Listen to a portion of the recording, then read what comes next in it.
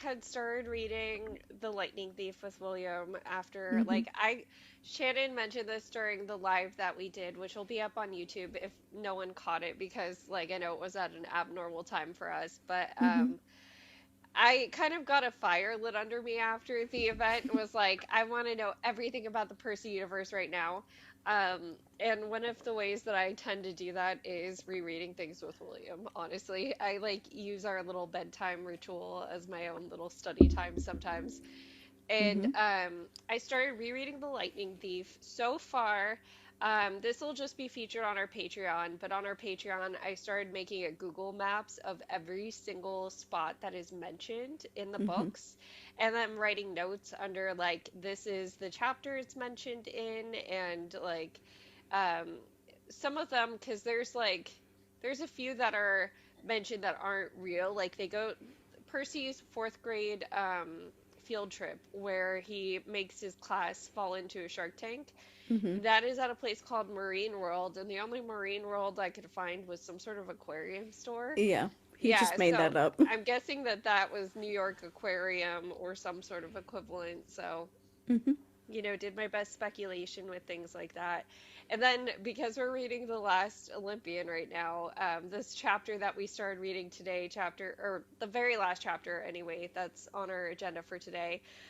There's so many mentions in New York that it was just Mm-hmm. like all over, like, oh, here's where the hunters were lined up, and here's Mm-hmm. where the Hephaestus kids were lined up. And Mm-hmm.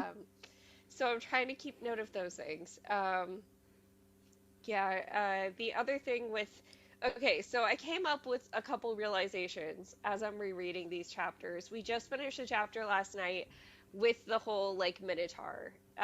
It was not even the end of it, the start of it, because it's more than one chapter. Mm-hmm. So, the chapter where they're running from the Minotaur after Grover like shows up at Montauk, and they just like jump into the car, there is lightning mentions all over that chapter, and it's because like the weather has been acting weird, and we don't know this yet. If you've only read the books and like you're just being introduced to the universe, you don't know Zeus is also mad at Percy in this moment and that he thinks Mm-hmm. that Percy stole the lightning.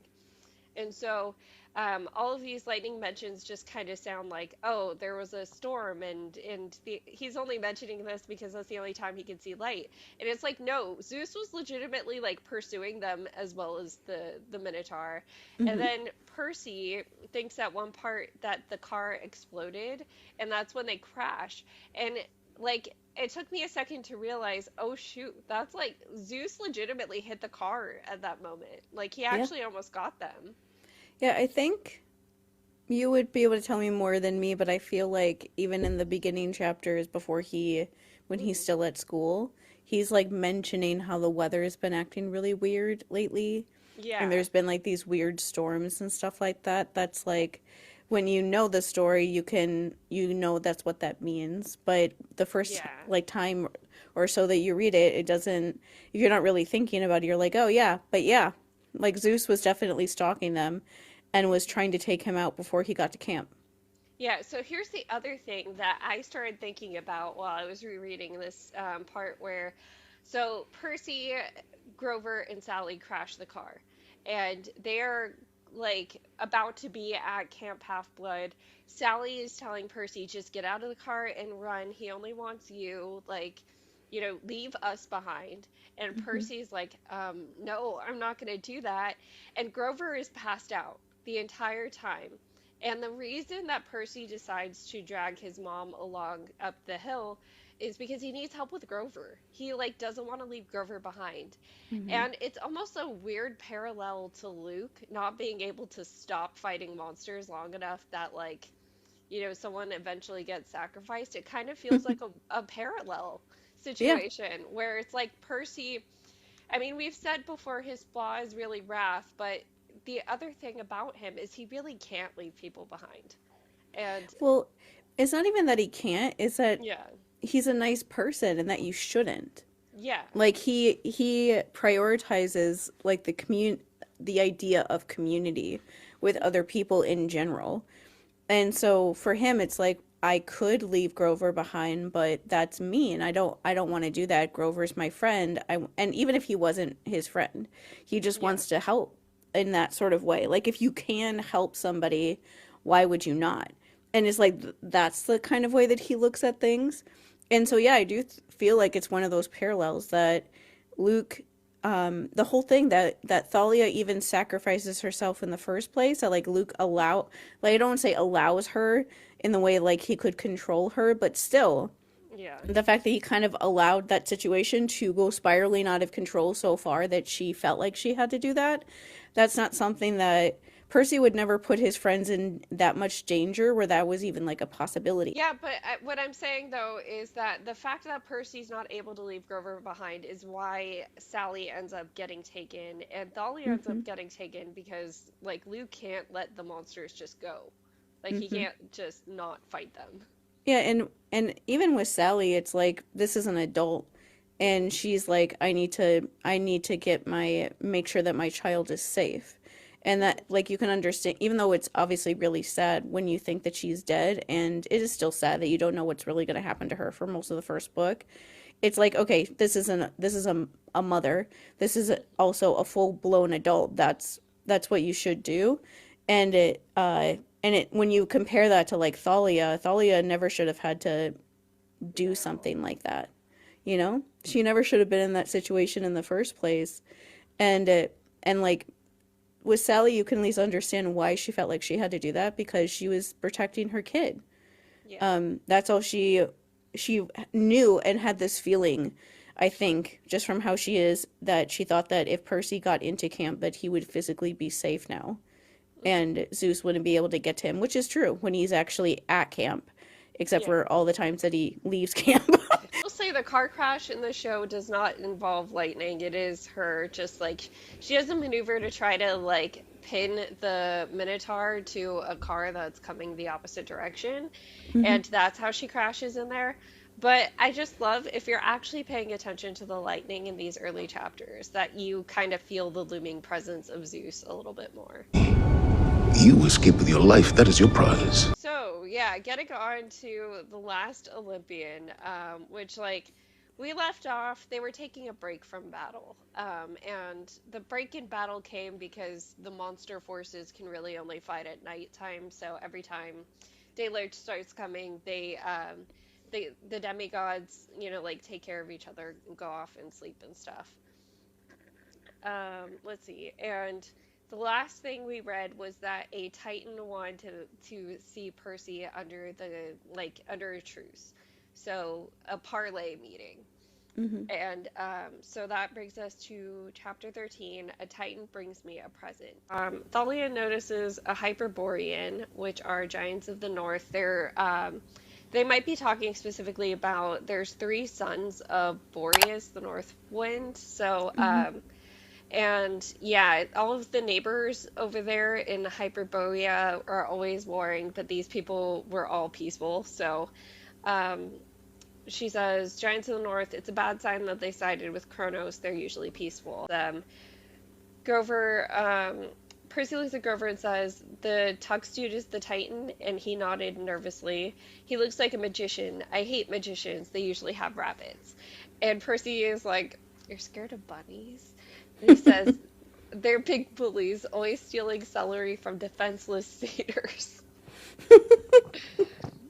I'm just imagining him getting bullied by a bunch of bunnies. Um, let's see. So yeah, the main guy in a tux, it says he was taller than an average human, about 7 feet. His black hair was tied in a ponytail, dark brown glasses covered his eyes, but what really caught my attention was the skin on his face. It was covered in scratches like he'd been attacked by a small animal, a really, really mad hamster, maybe. And that's our cue to kind of like start knowing who this is. It turns out that it's Prometheus. That's Tux Dude, and he's come along with Ethan Nakamura and I believe some Dracaini. Hmm. Oh no, and Puza. Sorry. Yeah, and so Percy remembers the story, the fire stealer guy, the chained to a rock with the vultures guy, and Prometheus winces when he mentions vultures. One of the monsters that Prometheus brought with him reminds Percy of Tyson, and he Hmm. keeps watching this like monster play around, essentially thinking the entire time, like, if things go south and I have to fight him, like, that's gonna suck. That's not Tyson. So Prometheus tells Percy, I'm the Titan of forethought, which Prometheus means, his name literally means forethought. I know it's going to happen. And Grover says, also the Titan of crafty counsel, emphasis on crafty. Prometheus says, true enough, Satyr, but I supported the gods in the last war. I told Kronos, you don't have the strength, you'll lose. And I was right. So you see, I know how to pick the winning side. Our forces are growing daily. Tonight Kronos will attack. You will be overwhelmed. You fought bravely, but there's just no way you can hold all of Manhattan. You'll be forced to retreat to the Empire State Building. There you'll be destroyed. I've seen this. It will happen. And what's interesting was I took Prometheus at his word here, and you didn't. So I No. feel like we should talk about that for a second. Like, I don't believe him that he actually thinks that they're going to lose. He is trying way too hard to convince him during this part. He is pulling out every manipulative trick. He is even doing like the clickbait thing that people do on the internet where you clip a certain part of a video or whatever to take out all the context to make it look as bad as possible. He does that later on. He's like pulling out all these different tricks to try to get Percy to give up. And I'm like, you are trying way too hard to get this child to give up for somebody who is so sure that he's going to lose. You don't care about demigods this much. You are lying. Like, I am sure that Kronos is 100% convinced that he's going to win every single time. And he is, obviously. But that doesn't mean that Prometheus, like, can tell. I think that he has seen that they're not going to win. And he is desperately, but trying not to sound too desperate, but still pretty desperately during this part, trying to convince Percy with everything he can think of to give up before they get to that point, to convince him that they're never going to win, so it never has to happen. Because I'm like, you are trying so hard. I don't believe that you're actually telling the truth, because this is you're putting in way too much work to convince this literal child that they're going to be annihilated. Like, you're a Titan, you're a god. They don't care that much about demigods. I'm like, what are you getting out of this? Like, to convince him to stop? It's because you know you're going to lose. Mm-hmm. What other reason is there for him to try so hard? Some of the things that he says to try to manipulate Percy are, you're refighting the Trojan War, you guys are the Trojans. Just to, like, point out, you're gonna lose. Like, brings up, of course, an example that all of these demigods would know and be very intimately familiar with. Let's see, he says, when Kronos destroys Olympus, the gods will fade. They'll become so weak they'll be easily defeated. Kronos would rather do this while Typhon has the Olympians distracted in the west. Much easier, fewer lives lost. But make no mistake, the best you can do is slow us down. The day after tomorrow, Typhon arrives in New York, and you will have no chance at all. The gods of Mount Olympus will be destroyed, and it'll be much messier. Much, much worse for you and your city. Either way, the Titans will rule. And yeah, the whole time that he's talking to Percy too, it's worth saying that Grover and Thalia are both like, no, it's not happening. Yeah, don't believe this guy. He's slimy. It's honestly, it's kind of a wild idea that they ever thought that they could show up and be like, hey, willingly give yourself over to Kronos, so that especially the thing that made me immediately be like, you're lying, is how he said that, Kronos won't hurt New York City if you willingly give yourself up. He won't sacrifice or kill the entire city if you agree to work with him. That literally never works. Yeah. Like, name one time in history where that has ever actually happened. Like, every person says that. We'll they get are to Selena. That's very similar to what Luke tells Selena of, like, I'm not going to hurt as many people. And that's just, like, historically, every single conquest thing you can ever possibly imagine that you've ever heard of, that person, the bad, like, the over-the-top person always says, like, I won't actually hurt you if you just, like, give yourself up. And then as soon as they have you, they're like, actually, never mind. Why did you believe me? I was obviously lying to you. that never actually happened. So that was the first, when he said that, I was like, you are absolutely lying. You know that he's going to beat your ass, and you don't want to be beat by a 15-year-old child. And so you're trying to convince this child to give up before he realizes how good he actually is at this with you guys. Because the other thing from this too was, what is his characterization of Troy? When I read that, I was like, what are you talking about? You guys showed up in Troy to destroy them. Mm-hmm. Like, you almost lost. Yeah. Like, you very much almost lost.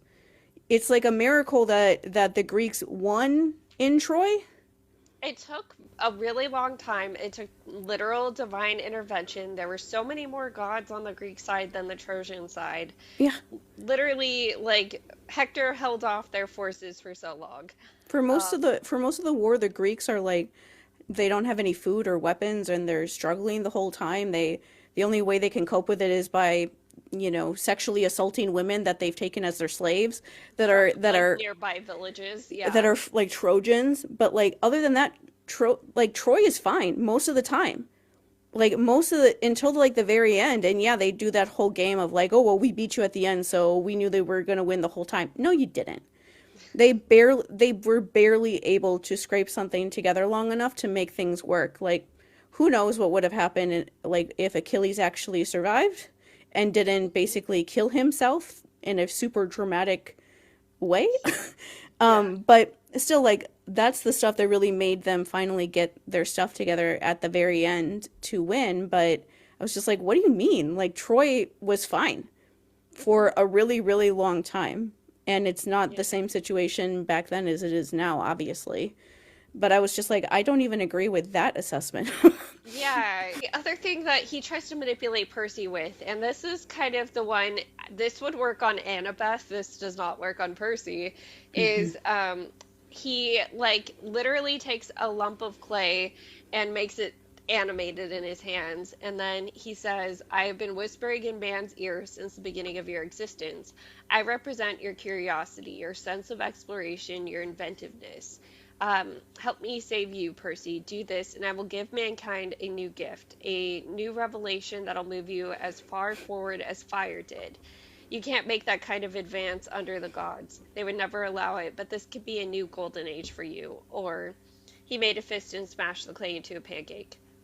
Yeah, so he's promising, I'm going to do something for humanity akin to fire, which is a really, really big thing. Like, if you know human history, it is a really big thing that we got fire and we're suddenly able to keep ourselves warm and, like, cook our food and things like that. Because I'm like, this is every trick every manipulative, abusive little asshole gives you. Is they try to convince you, like, oh, everything that's good about you is actually because of me. That's why I despise more than anything when people try to say that, like, oh, Luke somehow knew that Percy was going to win, and or that, like, giving Luke, like, credit for everything good that Percy and the rest of the kids have done. That's what he's doing, being like, oh, I'm the one that made you so smart. I'm the one who made you so inventive. You did nothing. Like, humanity did that on their own. It would have been easier for them to do that if you were actually helpful instead of literally sitting there watching them suffer and doing absolutely nothing to help. But that's just what abusive people like that do. They always act like, oh, I'm the reason why you've done all these amazing things, and it's only because of me that any of this has ever actually happened. And if I give you something that will be helpful, then you'll get even better, meaning that they can take credit for it all. And it's like, no, what if we don't take anything from you and we do everything on our own instead? Yeah. Because you're not actually the reason any of that has ever happened. Like, I love, like, Rick and Becky constructing their story this way, of showing just how people in power, that's what they do. They try to convince you that without them, you would be helpless. That's not true. Well, and Prometheus is one of those figures, you can really take him either way, where we had Madeline Miller who treated Prometheus as more of like a rebellious figure, more of someone who stood against whatever the system is, you know? And this Prometheus is joining the system, trying to be a part of a new system anyway, not necessarily joining the existing system. And it just kind of goes to show that he's a figure that's really hard to pin down, like character Hmm. wise, and he is kind of morphable in a way that Hmm. he's morphing this little lump of clay. I do think like having him be on Kronos' side and having him manipulate Percy is an interesting take. And I could go either way about it, but I think that this would come from more of a place of being mad at Zeus than anything else because he's smarter than that. And And so, this yeah. is like purely based on mostly how Madeline Miller talks about Prometheus. Hmm. But I think that he's somebody because he can see like what's going to happen later on, Hmm. that he would just want to survive. Yeah. And so it's like, well, I already hate Zeus anyway, but more than anything, I think it's more that like, well, I think that this side is the way that I can like survive for longer Hmm. than if the Olympians are in charge because the Olympians have been in charge all this time and they're the ones that made me get pecked to death Yeah. on my liver all these years. And so maybe so I think it's more like just like strategy. That's like the way I've like looked at him is he just kind of picks whoever he thinks he can get like ahead with, Hmm. and just goes with them in the moment. And since the Olympians don't like him, he's like, well, it'll probably be easier to get further ahead with Kronos because their leader, you know, doesn't that he doesn't hate me and he'll be more willing to work with me because he wants me on his side anyway. That's like kind Yeah. of what it feels like anyway. Hmm. I mean, he may be just is scared he burned the bridge with Zeus too many times. Yeah. Yeah. So, um, Ethan also is. I feel like Ethan being here shows us, that this is kind of a vengeance thing, just because them like kind of teaming up. Why else would they team up if they didn't have similar like spirits? You know what I mean? Hmm. Ethan's Um, really interesting during this part because yeah. Ethan's the one that brought back or fully brought back Kronos or helped him get into Luke's body, I guess, in the last book. So he's by default the like second in command person. Hmm. And his just him being here is very interesting that Kronos brought him it feels stupid. Like so this is a really weird comparison, but it makes sense in my head. In the Marvel movies, one of the things that happens in the Winter Soldier is the people Hydra gets really stupid Hmm. and they let Bucky and Steve actually see each other Bucky? Who the hell is Bucky? because they're so close to their plan happening that they Hmm. think that them actually seeing each other won't mess anything up and then it completely destroys everything. And that's what this kind of thing reminds me of them getting like cocky by like they being like Kronos letting Ethan talk to Percy. Percy's the Yeah. last person that Ethan should ever speak to. Yeah. Like ever. If you want Ethan to stay loyal to your side, you should never let him talk to Percy Jackson, who Well, and he's also, already had yeah. interactions with, that they already have like situations with that gets brought up during this. That was very stupid. Yeah. He's underestimating not only like Ethan, but Percy. He's Yeah. underestimating that Percy can still have empathy for this kid who has already done so much against him. Mm-hmm. And it's more just like, I think because Ethan stays consistent, that Percy's able to eventually feel him out. But if Ethan had wavered a little bit more back and forth, it might not have worked out the same. Ethan's Mm-hmm. general premise is like, and he says it here, we finally get the story of what happened with his eye. So he said, all I want is respect, Jackson. The gods never gave me that. You wanted me to go to your stupid camp, spend my time crammed in the Hermes cabin because I'm not important, not even recognized. Let's see, Percy says, your mom's the goddess of revenge. We should respect that. Nemesis stands for balance. When people have too much luck, she tears them down, which is why she took your eye. It was payment, he growled. In exchange, she swore to me that one day I would tip the balance of power. I would bring the minor gods respect, and I was a small price to pay. And Mm-hmm. so, like, his stance has always been the same. It's that I don't want to go to camp where I don't even have a place. Like, you guys don't want to recognize that I am just as much a demigod and have a parent who deserves respect as well.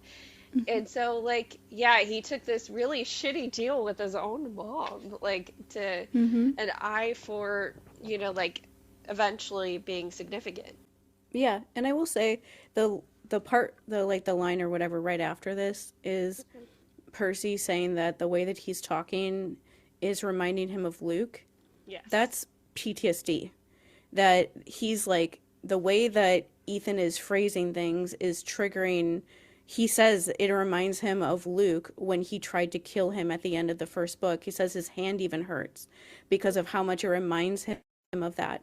And so I'm like, that's Percy having like a PTSD, like emotional, like somewhat flashback, because Ethan is sounding so similar to Luke, and that makes him like be not sure that he can trust him, or not sure that he's, even if he would normally understand Hmm. where Ethan is coming from, because he's talking like that. That scares. He's like, no, I don't want anything to do with that person. And I will say, just to like say that the whole idea of Nemesis, I think, is interesting to think about from like the context of the people who originally made her up. That Hmm. like the idea of like, oh, somebody's luck is going too well, and so I'm here to like knock them down several pegs, or the idea that like you need to sacrifice something big like that in order to get something good, like the idea that Ethan had to give up an eye Yeah. in A order literal eye. to make all the kids like him be remembered and have a place at camp anymore. I don't fundamentally believe in that. Like, Yeah. I could not believe in that physically less than humanly possible. Like, you don't need to. That reminds me of the whole idea of like, oh, you have to like go through trauma and struggle in order to like get happiness, or like get good things in your life. Like, people have this idea that famous people have like struggled and gone through all these bad things, and that them becoming famous is like the reward that they get for all of that hard work. That's most of the time that's not true. Yeah. And it's just, and the other way around, I don't think is true either. Like, you don't need to go through hell on earth in order to like get something good. You don't need to suffer. You don't need to do that. You don't need to suffer endlessly, or like sacrifice something huge about yourself that you can never get back just to get something that you want. You can Yeah. have both. And I know that's like, just she's a Greek god. That's what she represented in their society. But it's just interesting to see that, because I'm like, I don't believe that at all. Like, Ethan didn't have to give up his eye in order to take this seriously. He wants a place at camp for him and his siblings. He Yeah. doesn't need to lose an eye to be serious about it. Yeah, Percy says, great mom. He says, at least she keeps her word, unlike the Olympians. She always pays her debts, good or evil. Um, Oh wait, and Percy's next line is, I think, yeah, the best it's part. so I saved your life and you repaid me by raising Kronos. That's fair. Yeah. And that, like, we know like Ethan things happen later on in this book, and that is like the first thing that is why Kronos was a fucking idiot to let Ethan talk to Percy. You are stupid. Your brain is leaking out of your head. Luke is infesting your brain to make you an idiot. It is idiotic. Like, Percy saved Ethan's life in Battle Labyrinth when he was a complete stranger and he was told that they were supposed to fight to the death. He messes up the fight on purpose and tries to help Ethan get away. Yeah. It would have been easier for him to just fight Ethan, but he doesn't, and he had no idea who this person was at the time. And so yeah, he saved Ethan's life a couple times in Battle of the Labyrinth, and the way that he, gives that back to him is by bringing Kronos back, Yeah. and like was there on the ship with Charlie Beckendorf, and is now like against him. And it's like, I saved your life, and you say that your mother is always like fair, or that you are fair as being one of her children, whether it's good or evil, that you always like, balance the scales in a way. And it's like, so how are you going to balance this? You just tried to kill me. Like, Ethan was the one that just tried to stab him. Like, you just tried to kill me. I saved your life. Hmm. I didn't try to stab you or kill you. I tried to save you. I'm still trying to save you. And you keep trying to kill me. What's that about? Yeah. And that's So like the stuff that starts getting to Ethan, because it's like, yeah, what is that about? Prometheus interrupts. Because who's it that grabs their sword? Ethan starts grabbing his sword at that Yeah. point. And Prometheus is like, "Oh, okay, diplomatic mission. Let's get back on track." And he's like, I believe Hestia showed you like a vision, so I'm going to show you the rest of that. She didn't tell you the full story." And so we see the next part of the memory of Luke, Thalia, and Annabeth. Hmm. And so, like, the part that we've seen is before he goes back to visit his mom. We know that Thalia, Annabeth, and Luke eventually got into a situation where Thalia had some sort of leg injury, and they Hmm. needed supplies, and they all of their like safe houses had been found, and so they had nowhere to go. And Luke's like, "Let's just go to my mom's house." Hmm. Um, and so this memory takes place while they're there.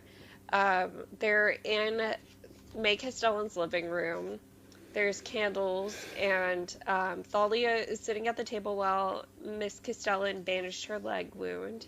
7-year-old Annabeth sat next to her playing with the Medusa beanbag toy. So Hermes and Luke are having a conversation while this is going on, and Hmm. Luke's basically like, "Where have you been, Dad? And why are you just now coming? Like, where were you all the times that she had one of her episodes and was shaking me and screaming at me? Like, why haven't you done anything about this?" And Hermes essentially says the children of the gods must find their own way. "You're my son. I knew you had the ability. When I was only a baby, I crawled from my cradle and set out for." And Luke yells at him, "I'm not a god. Just once you could have said something. You could have helped when she was having one of her fits, shaking me and saying crazy things about my fate. But I used to hide in the closet so she wouldn't find me with those glowing eyes. Did you ever care that I was scared? Did you ever know when I finally ran away?" And so Miss Castellan is like chatting up Thalia and Annabeth in the other room, making the same lunch that she makes all the time. Hmm. Um, and Luke's very much just like, "If you're not gonna help me, Dad, I'm leaving." And it's none of it is ever like resolved in a way that makes you feel like, I don't know. It's so weird because I don't want to be too sympathetic to Luke. Like, yes, this sucks. It sucks that his dad is there and his dad is like not helping him. It wasn't my job. I'm not allowed Hmm. to mess with you. Like, I'm not allowed to intervene, so I just had to step back and watch you suffer. Of course, that's fucked up. Of course, nobody wants that. But Hmm. Luke, the whole time, I mean, he's acting as you would expect any 14-year-old to act, which is Hmm. like, "Well, I hate you. You obviously don't love me. You won't tell me what's going on with her. Like, you won't fix this, so fuck you." Like, I'm out. Yeah. Yeah. It's it's complicated because part of this is like I appreciated this part because Luke has gone through shit, but the whole thing is that everyone else has too. Hmm. But it is important to remember that at a certain point he wasn't how he's been since we reading the books have known him, Hmm. and that he did go through horrible things with Hermes is such a cop out. Is the biggest cop out of all cop outs to be like, "Oh, I knew that because you were my child that you could survive that." And I was like, is Yeah. that why abusive people do what they do to us? Because they think that we're because we're their children that we'll be able to survive anything? Because that's just horrible. And it's just a pure cop out, like I said, of him having to like actually, be a father, like actually try in any sort of way to just be like, "Oh, I can't interfere." And I've said this many times before, but it's always true that just because Luke has a certain fate that he feels like he can't change in that way, like he can't do things to actively change that fate, it doesn't mean that he couldn't like be around Hmm. for his son. And especially this whole part, it feels really gross Hermes wise Hmm. that earlier on when Hermes was being the ultimate victim blaming little monster to Annabeth, and he was saying like, you and he was saying to Percy like, "You don't understand what I've given up and things like that. Like there's another part of this flashback later on that hits that more on the head, but just the Yeah. overall point to make is that like he's acting like he's a big victim and that he's lost all these things because he feels like he was going to have that he is at least pretending at this point like he would actually want to be with May. Like we know that if she was actually okay, he would have moved on from her just like all the gods do with everybody. But because Yeah. she never got to that place, he's like, "Oh, you don't understand what I sacrificed. I loved her and she loved me and I could have been with my son and everything got all messed up." And it's like, "You are not the victim here because of this. Like you victimized everybody else." And I think it is good to remember that about Luke, that there is like a small part that you can say like, yeah, I can understand why Luke is mad. But even during this part, when you, especially after the Demigod Diaries come out, it's just like I just want to like shake him and be like, why are you doing this? Like, why are you literally doing the exact thing that everyone has been telling you not to do? Yeah. Why are you doing this? Like, you've known since I actually can understand being afraid of one of your parents and hiding in the closet, because I did that often, from one of mine too. And so I understand being scared by them and then being like physically scary like that. I get it. I actually do get it. This is why I am like as hard on Luke in this way as I am, because I'm like, yeah, he's not helpless to be like a violent monster when he grows up to turn into the exact sort of person that he was traumatized by. Like if you as a child are hiding in a closet because your mom, who is severely mentally ill, is like scaring you like that, and you don't know what she's doing, and she's physically scary because she's bigger than you, and you don't, and she's also looks scary. I can understand why he would want to like stay away after that, because part of the thing with people like that is that you never know what's going to set them off. I never knew that was the whole walking on eggshells thing. That's what that phrase really means, is that when I was growing up with my dad, we never knew what was going to like set him off, and it was always the smallest little thing that you could never like try to control. And I spent most of my life trying to figure out what that was, just so that I could try to stop it, but it just never, you could just never do it. But that's like what that situation would be like for like a young Luke. And this is why I think it is beyond just anything that he grew up as a child feeling like that, like feeling afraid. And his response to that was, I want to be afraid. I want to be the person that makes people afraid. I want to be the dominating one. I want to be the one that has revenge and takes it out on people. I want to be the one to scare people. I want to be the one in power so that I can lord that power over everybody else. That is the polar opposite of how most people who go through that feel. Most of us want to do anything to never do that to anybody and want to just help people because we know what it's like to be so afraid. And that's this whole thing with Luke, is that you can see like why he may have wanted those things, but it's also like, but how could you? Like, how could you betray yourself? And also all the people, all the kids who care about you and anyone's ever run into you, how could you betray them this way? By becoming the thing that you were so afraid of when you were growing up. Like, how could you? And that's like this whole part with me, is that when you remember Halcyon Green telling him, knowing your fate is always the wrong thing. He was literally trapped in that house for 60 years and couldn't get out.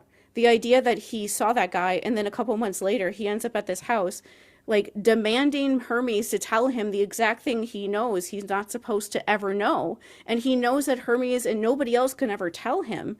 And I get the whole thing of like hearing negative things about yourself, and so being afraid, like, what is wrong with me? Like, what could possibly be out there about me that could that are making people so afraid? That's every abusive child. Like Luke's whole story, I honestly wonder, since we just saw Rick at the event last week, and he was talking about when he was teaching at a middle school in San Francisco and in Houston, but still he was talking more about the stuff in San Francisco. It makes me wonder what kind of kids that was inspired by, because Luke is somebody, his mom has a nicer house and they don't have to worry about money in that way, but he's also being completely ignored. Yeah. Nobody's noticing that his mom is severely mentally ill and can't take care of him, and he's obviously not being helped. And like, I do always wonder, hearing this stuff, like, who even told him about Hermes? Yeah. How did he know about demigods? Like, when he was 9, he knew to use monsters as a reason to convince his mom to let him leave so that he could get away from her. And so he knew about this stuff enough. Somebody had to have told him. But either way, like, Luke is somebody who has like a nice house but has been completely abandoned by anyone who ever met him too, because nobody did anything to try to help him from his mother. Even just like human people didn't try doing anything because he was there until he left. And there's a lot of kids that grow up with parents like that, including one of mine, that is in that sort of situation, and you see all these people watching and they don't do anything. And I can remember feeling like that about myself, of like, is there something wrong with me? I have to be evil or bad for all these things to be happening to me and everyone to be watching, and nobody does anything to stop it. Yeah. But my reaction, which is also a lot of people's reaction that go through that, is instead of being like, well, I'm just going to double down and be really bad because everybody thinks that I am, we do the opposite, where we're like super, super self-sacrificing, like the way that Percy is. And it tries to help everybody to the point that you like don't do anything to help yourself and Yeah. go through all these horrible things because you just don't think that you matter. And I guess that's always the thing with Luke, is that I get so mad at him because I'm like, you betrayed like your own people. And by your own people, I mean child abuse victims. You Yeah. betrayed us by becoming another abuser instead of fighting like the rest of us do to try to help anybody that we can find after that. Like Percy, it was in just as scary of a situation when he was growing up. That's one of those things that I will say that bothers me about how people talk about this stuff with Luke, is they act like his mom or his situation was worse than Percy's. There is no competition with abuse anyway, but they were both in very dangerous situations. Like, Yeah. I don't know, it is scary being around somebody who's mentally ill like that, and not knowing what's going to make that happen, and it never being anything you can control. But it's not any better to be stuck at a house with somebody that beats you, and to have to keep that secret from your mother who loves you completely. So like, even the best memories Percy has with his mother are like, you know, I can't think of the right word, but they're somehow less than, because even the best memories with her, he's still there, and there's always that secret between them that makes those things just not purely just good memories, because there's always that other thing that they're not meant, both of them are not mentioning. Like, Sally was being beaten by Gabe and wasn't telling Percy, and Percy was getting beaten by Gabe and wasn't telling Sally. And so that is just as scary of a situation. And Percy came out of it being the most empathetic person you could possibly ever meet in this story anyway. That's usually how people feel. I always feel like I have to say this when we talk about Luke, having like any empathy towards him, because it just like greatly hurts my feelings Yeah. whenever I see posts, which are often, of people saying like, oh, well, Luke, the other day I saw a post where somebody said like, oh, Luke was just destined to be like that because his life was too messed up. And I was like, well, fuck me. Like, and I left a comment being like, well, I guess I should have just become a serial killer, right? Because Yeah. my life was so messed up. Why am I trying to be a good person? And that those things hurt so bad when you've been through all these things. Like, I'm trying so hard to be a good person, where I feel like I'm fighting against my own DNA, and you're telling me that I should just give up and be horrible? And it just, I don't think that when people say that, they realize how hurtful that is, but it's honestly one of the most hurtful things you could say. And I don't think they get it, because I don't think any of them would say it if they knew how much that hurts us. But I feel like it's also just like an obvious thing. Like, if you know that people went through a lot of really bad things, why would you tell them that they're just destined to be a bad person? Yeah. That's not true, West. Yeah, Hermes is like except literally eulogizing Luke. He's like, "Oh, I'll give you a good quest before things go bad." And Luke is like, "What do you mean?" He like cuts off when he's saying it, but he's like, "Just tell me what it is." Like, I don't even partly blame Luke for being like, "Just what the fuck is it?" Yeah, Just, because he's like making hints at his destiny, and he says, I'm the god of travelers, the god of roads. If I know anything, I know that you must walk your own path, even though it tears my heart. And it's yeah. like, what the fuck kind of response is that? Which prompts, teenage Luke to be like, you don't love me. Mm-hmm. Which this is where he promises it. He says, I promise, I do love you. Go to camp. I will see that you get a quest soon. Perhaps you can defeat the Hydra or steal the apples of the Hesperides, which we know is the eventual quest he does get. You will get a chance to be a great hero before what? Luke's voice is trembling now. What did my mom see that made her like this? What is going to happen to me? If you love me, tell me. Yeah. And Yeah. that's the stuff with like I do like the overall point that Rick is and Becky is making here about parents, that Hermes is the worst, but this is like an overall thing that is true, that you can't tell your kids things like that. And part of this whole scene that frustrates me from how people talk about this scene is like, oh, Hermes is the worst because he didn't tell Luke what he wanted to know, and Luke has every right to go bad and evil and do all this to get back at his dad because his dad wouldn't tell him what he wanted to know. I'm sorry, should Hermes have like sat Luke down and be like, you're going to become the Antichrist. You're going to kill everyone who ever loved you.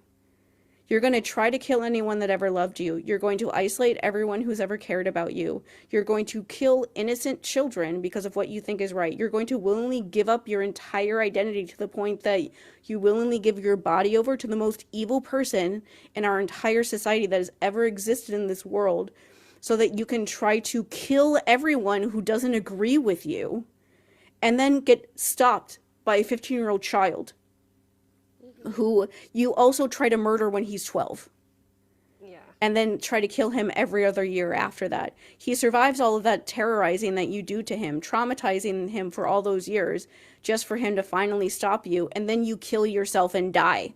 Should he told him that? Should he have ever told him that? You don't tell kids things like that. And it's Even not at because like you're 14 here, he would be too young to hear something that nobody deep. should even if you're an adult. Yeah. Like, you should never hear things. Nobody should come up to me.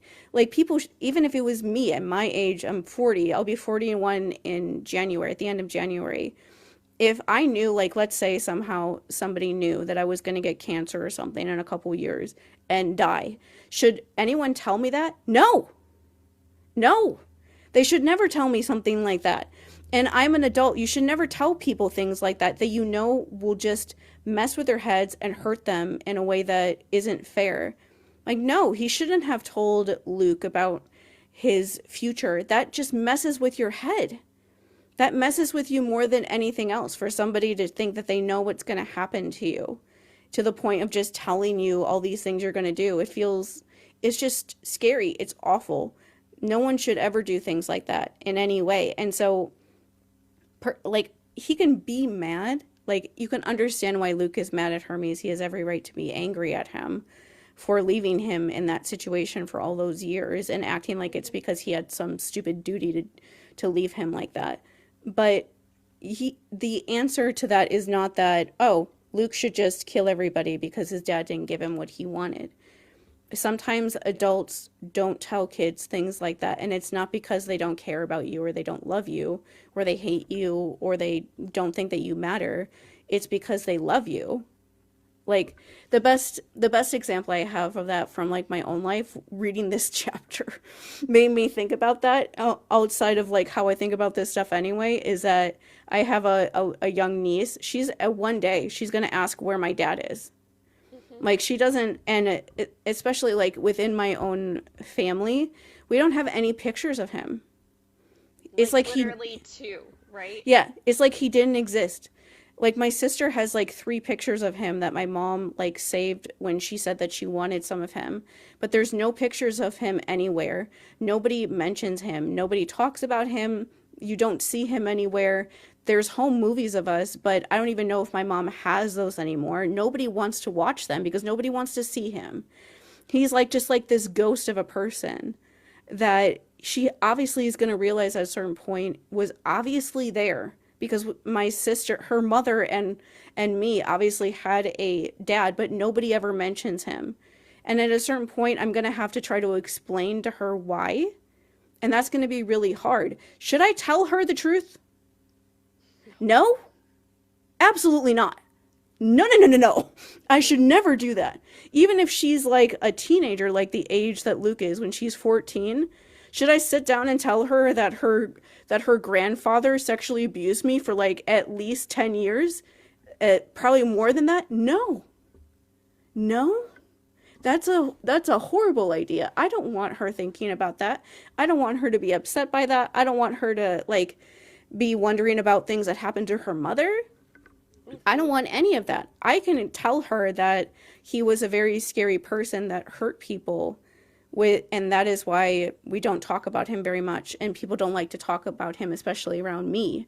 I can tell her those things for her to understand what's going on without telling her like the details that would actually traumatize her and would just make, she doesn't need to know those things in order to understand the points of what's going on. And that's really the whole thing with Luke too, is he doesn't need to know like the exact details of whatever is in the future, just to know that like you are so full of rage already at this point that you are teed up to do whatever people are worried about you doing in the future.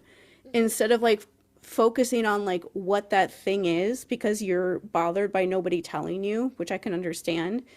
It would have been better for somebody to point out to him instead of focusing on that.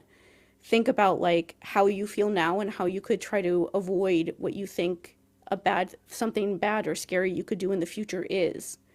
Like Halcyon Green made it pretty clear to him that he did really scary, like bad, menacing, evil sort of things.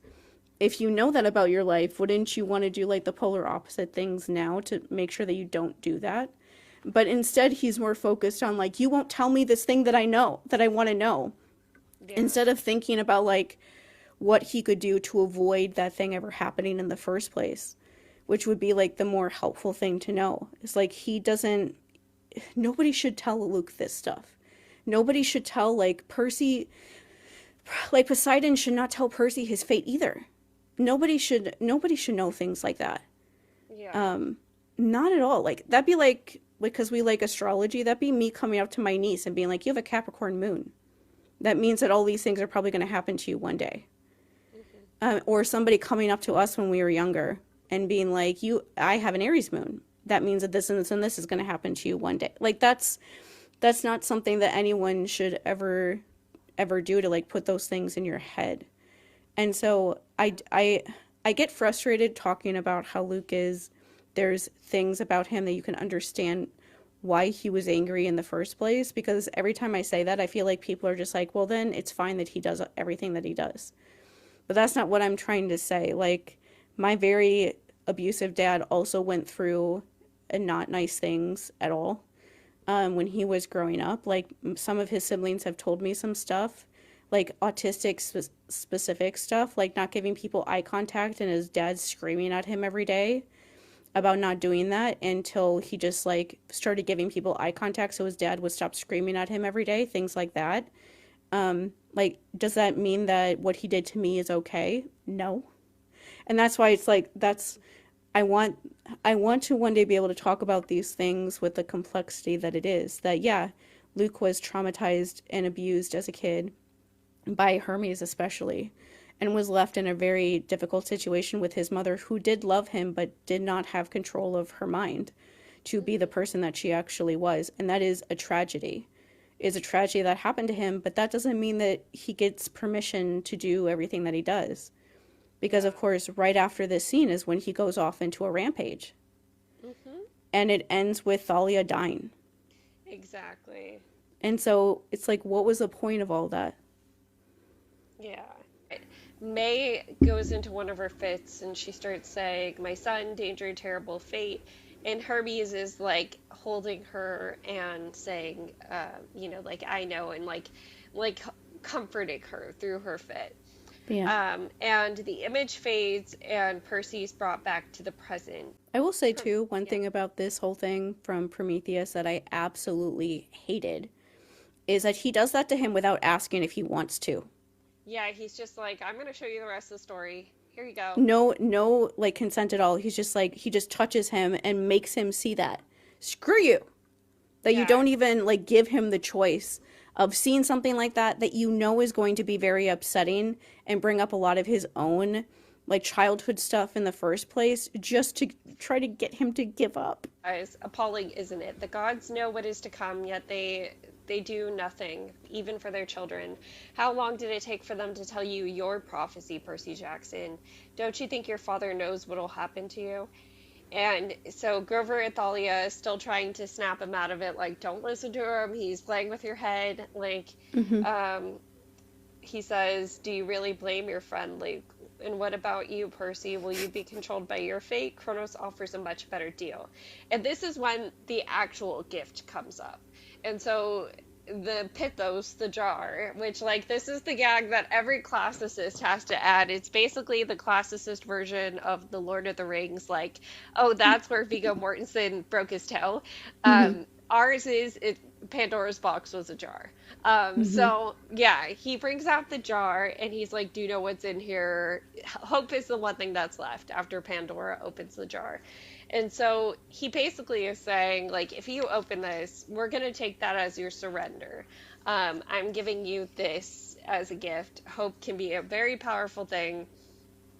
And this is, I can't tell you how many different fucking classics classes. We had the whole discussion of what does it even mean that or that hope was in Pandora's jar with all of these evils of the world in general. Like, Mm-hmm. is it a good thing that hope gets shut back in, or is it a bad thing? And, you know, there isn't a right answer. It's one of those things, Mm-hmm. there's not really a right answer. You can make a case either way. Um, Hope is definitely something that you need in a situation like what they're in. They're about to be surrounded by enemy forces. Mm-hmm. Annabeth is currently injured, and they, at this point, don't think anyone can come to save them. So, Mm-hmm. hope is definitely one of those things that's very tempting, even. But yeah, I do want to. Something else Prometheus says before we finish out this chapter. What I find curious about the story of Pandora, Pandora always gets the blame. She's punished for being curious. The gods would have you believe that this is the lesson. Mankind should not explore. They should not ask questions. They should do what they are told. In truth, Percy, this jar was a trap designed by Zeus and the other gods. It was revenge on me and my entire family. My poor simple brother Epimetheus and his wife Pandora. The gods knew she would open the jar. They were willing to punish the entire race of humanity along with us. And so, you know, he's making a last point about the gods, and it's one of those situations where the bad guy's evil monologue, of course, has an air of truth to it.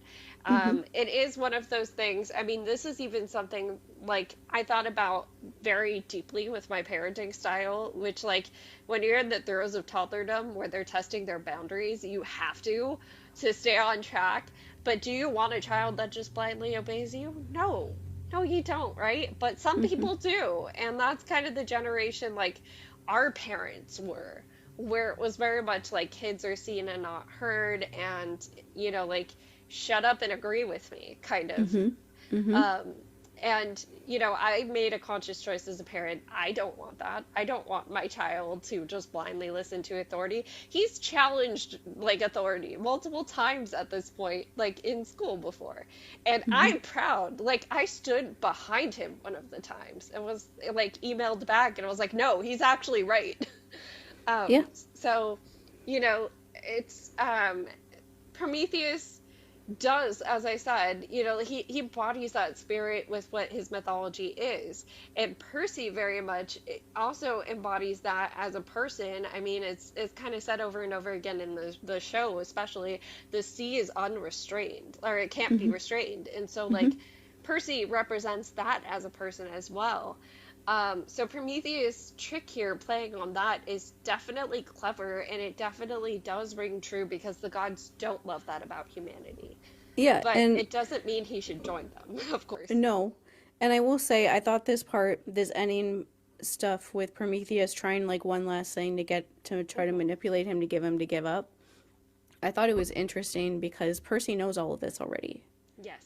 He's not telling him anything new. Literally any other demigod, anyone else, you would be telling them something new, not Percy.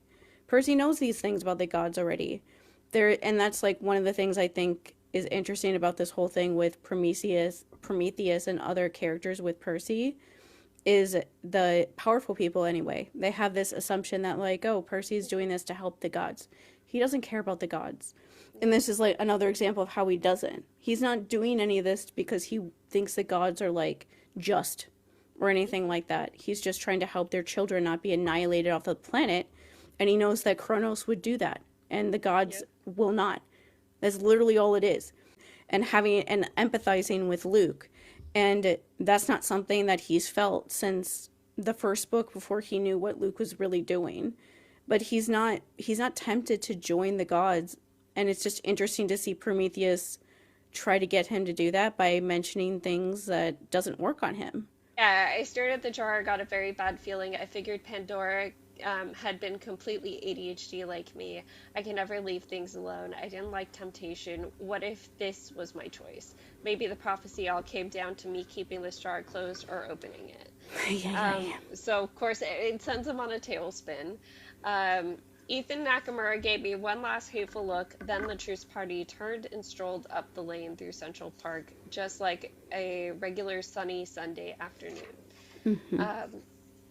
So the next chapter is Pigs Fly, and we start off with Thalia and Percy talking about what he saw. And so when he tells her, of course, she does remember this. She was old enough to remember this. She says, that was a bad night. Annabeth was so little, I don't think she really understood what she saw. She just knew Luke was upset. And Percy asked, do you know what happened to May? She says, I know what you mean. I never saw her have an episode, but Luke told me about the glowing eyes, the strange things she would say. He made me promise never to tell. What caused it? I have no idea. If Luke knew, he never told me. He's empathizing with Luke when he's talking to Thalia, and she actually is the one to tell Percy, no, wait a second, because he says, Hermes knew. Something caused May to see parts of Luke's future, and Hermes understood what would happen, how Luke would turn into Kronos. Thalia frowned. You can't be sure of that. Remember, Prometheus was manipulating what you saw, Percy, showing you what happened in the worst possible light. Hermes did love Luke. I could tell just by looking at his face. And Hermes was there that night because he was checking up on May, taking care of her. He wasn't all bad. Percy says, it's still not right. Luke was just a little kid. Hermes never helped him, never stopped him from running away. Thalia says, Percy, you can't start feeling sorry for Luke. We all have tough things to deal with. All demigods do. Our parents are hardly ever around, but Luke made bad choices. Nobody forced him to do that. In fact, I'm worried about Annabeth. If she has to face Luke in battle, I don't know if she can do it. She's always had a soft spot for him. And Percy says, she'll do fine. And she says, I don't know. After that night, after we left his mom's house, Luke was never the same. He got reckless and moody, like he had something to prove. By the time Grover found us and tried to get us to camp, well, part of the reason we had so much trouble was because Luke wouldn't be careful. He wanted to pick a fight with every monster we crossed. Annabeth didn't see that as a problem. Luke was her hero. She only understood that his parents had made him sad, and she got really defensive of him. She still is defensive. All I'm saying, don't you fall into the same trap. Luke has given himself to Kronos now. We can't afford to be soft on him. And this coming from Thalia, of course, is huge, because she was in huge denial in Titan's Curse. And so for her to 180, it's completely, I think it helps keep Percy grounded a little bit. And it's just, it's, the whole thing is Percy at this point in the story thinks that he's going to have to kill Luke. Yes. And so finding out that, seeing like his humanity, it would make that even harder for him to imagine doing. Like, Percy doesn't like killing people anyway, but it would especially be really hard for him to know that seeing this side of him when he was being harmed. But it is such a I feel like Thalia being in the Hunters and getting away from Luke made her have like the separation to be able to actually have, it's like the thing that all like abused people go through, that when the people that have been like kind of creating a lot of chaos in your life aren't there anymore, your brain actually has time to like think about all the things that like you went through. You remember more things usually during that time. And especially her being in the Hunters, being part of like a community that is actually like somewhat supportive, for her, especially being able to get away from being like the prophecy child and stuff. I feel like she had the time to be like, what was that? Like actually remember all the stuff that happened with Luke and how she died and how he created that whole situation. And that like she even says at the end of Titan's Curse, she says that Zoe was right. And that she should have like just joined then instead of going off with him, even though she wasn't, like right after that memory is when that interaction happened. She definitely wasn't ready to do that sort of thing and give up on him. But I do like this part because this is like a whole thing with people that have gone through abuse. This is why a lot of us end up getting abused by other people later on in life, is because because I have this thing, especially in my life, that has been hard, is that like I know I've been through horrible things. Yeah. And so when I run into somebody that has also been through horrible things, I think, well, I am still like a very caring, empathetic person. I still care a lot about people, so that other person might feel like that too. And maybe if I give them time and like give them the opportunity to like, figure that out, maybe they can also turn things around. And I especially feel like that. I felt like that the last few years after I went through like tons of therapy stuff, and I realized like, yeah, I was a big mess before, but I'm not anymore. And so maybe other people could figure that out too. But then there's a certain point where you're hurting yourself and putting yourself in not good situations when that other person is hurting you and they're not showing that they like recognize it. Like Mandy and I have both dealt with like friends like that yeah.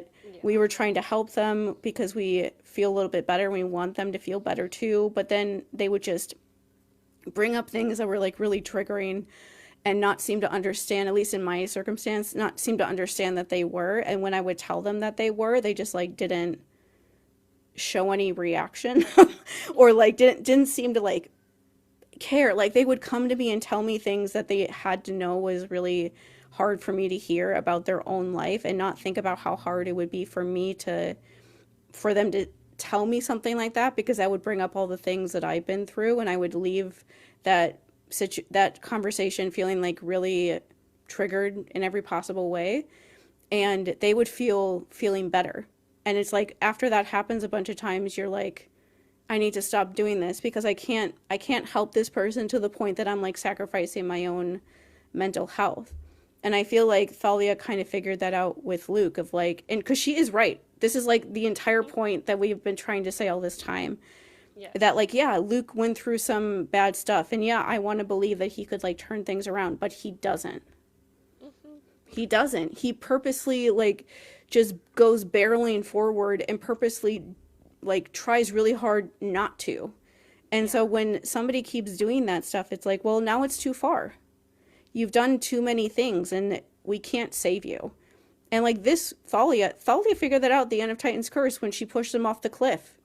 That was her realizing, like, he tells her, like, I thought you would be on my side. He tells her, I thought that you would kill Percy for me. And he tries to convince her to kill Percy for him. And also after knowing that he's been torturing Annabeth, and Annabeth during that part is trying to defend him. All those things together, I think, with Thalia was enough for her to be like, what are you doing? Like, this is too far. I'm done with you now. And tries to kill him. And he would have died if he didn't have, like, the magical stuff already happening then. But she understood at that point, like, no, you're already gone too far. And all these other things have happened in the years since then. Yeah. But I really appreciate, like, that scene being in there, because that is, like, what you're supposed to think. And when Rick and Becky are writing this scene into this book, this is them telling you. Like, this is not just, like, a fun little happy scene. This is them telling you, this is what you're supposed to be thinking about Luke right now. Luke is not the hero. Luke is not going to be redeemed. Luke is not secretly doing something to help people. Luke doesn't care about the other demigods. This is the person closest to him saying he doesn't care about any of those things because he wants to just kill everybody. And now at Yeah. this point, we just need to stop him. I think it's easy to also get frustrated with Thalia and forget that she was still friends with Luke literally up until the moment she got frozen in tree time. Mm-hmm. And so, yeah, like she goes from tree time to, hey, he's suddenly a bad guy. Here's where we're at, and has to come to terms with that in the span of a few months. Mm-hmm. Um, that's a lot. And so her being as like, I'm not sure that Luke's a bad guy in Titan's Curse makes sense. Mm-hmm. I do love that we see her come back and be like, I've thought about this, thinking back on those memories. He made things harder for us than it needed to be. We should have gone to Camp Half-Blood and like just, been safe, but he wanted to fight everything. Mm-hmm. And also recognizing Annabeth doesn't get it because she was so little. Like Yeah. that's the reason why. And I mean, the only person she had for feedback before she spent a lot of time with Percy and Titan's Curse and then with the Hunters was Annabeth. They were Mm-hmm. rooming together at school. Mm-hmm. Yeah. Yeah. And I appreciate that with this whole part with Thalia. That's the hardest thing with Thalia and Percy in Titan's Curse is Percy backs off from really ever showing that he's upset with her. And that's what's hard about it is that he understands. Like he Yeah. understands what she's going through. He understands conceptually like why this would be hard. And like that's why he keeps saying like I'm just going to back off and try not to say anything to make her upset because I just want everyone to get along. And that's what makes that book, at least to me, like so brutal, is that he understands that and it gives her like the space to figure that stuff out while she's saying all these really hurtful things to him. And this part does make up a little bit for that, but there never is I honestly hope they put a scene like this into the show of her just apologizing to him and Yeah. saying like I'm sorry that I told you that like Annabeth wanted to join the Hunters because you're not enough for her to want to stay. I'm sorry for telling you to your face that Luke has never like betrayed me or let me down when she knew at that point that Luke had tried to kill him many times. I'm like, Yeah. I just want somebody to say sorry to him for putting him through that. And she's somebody that could actually do that sometime in the ending seasons of the show. Because she's one of the only characters that actually realizes that, like, oh, I was really wrong about this. And I'm really sorry that I put you through all of that because I just didn't want to believe it. Or I knew it, but I just didn't want it. I didn't want to actually have to acknowledge it.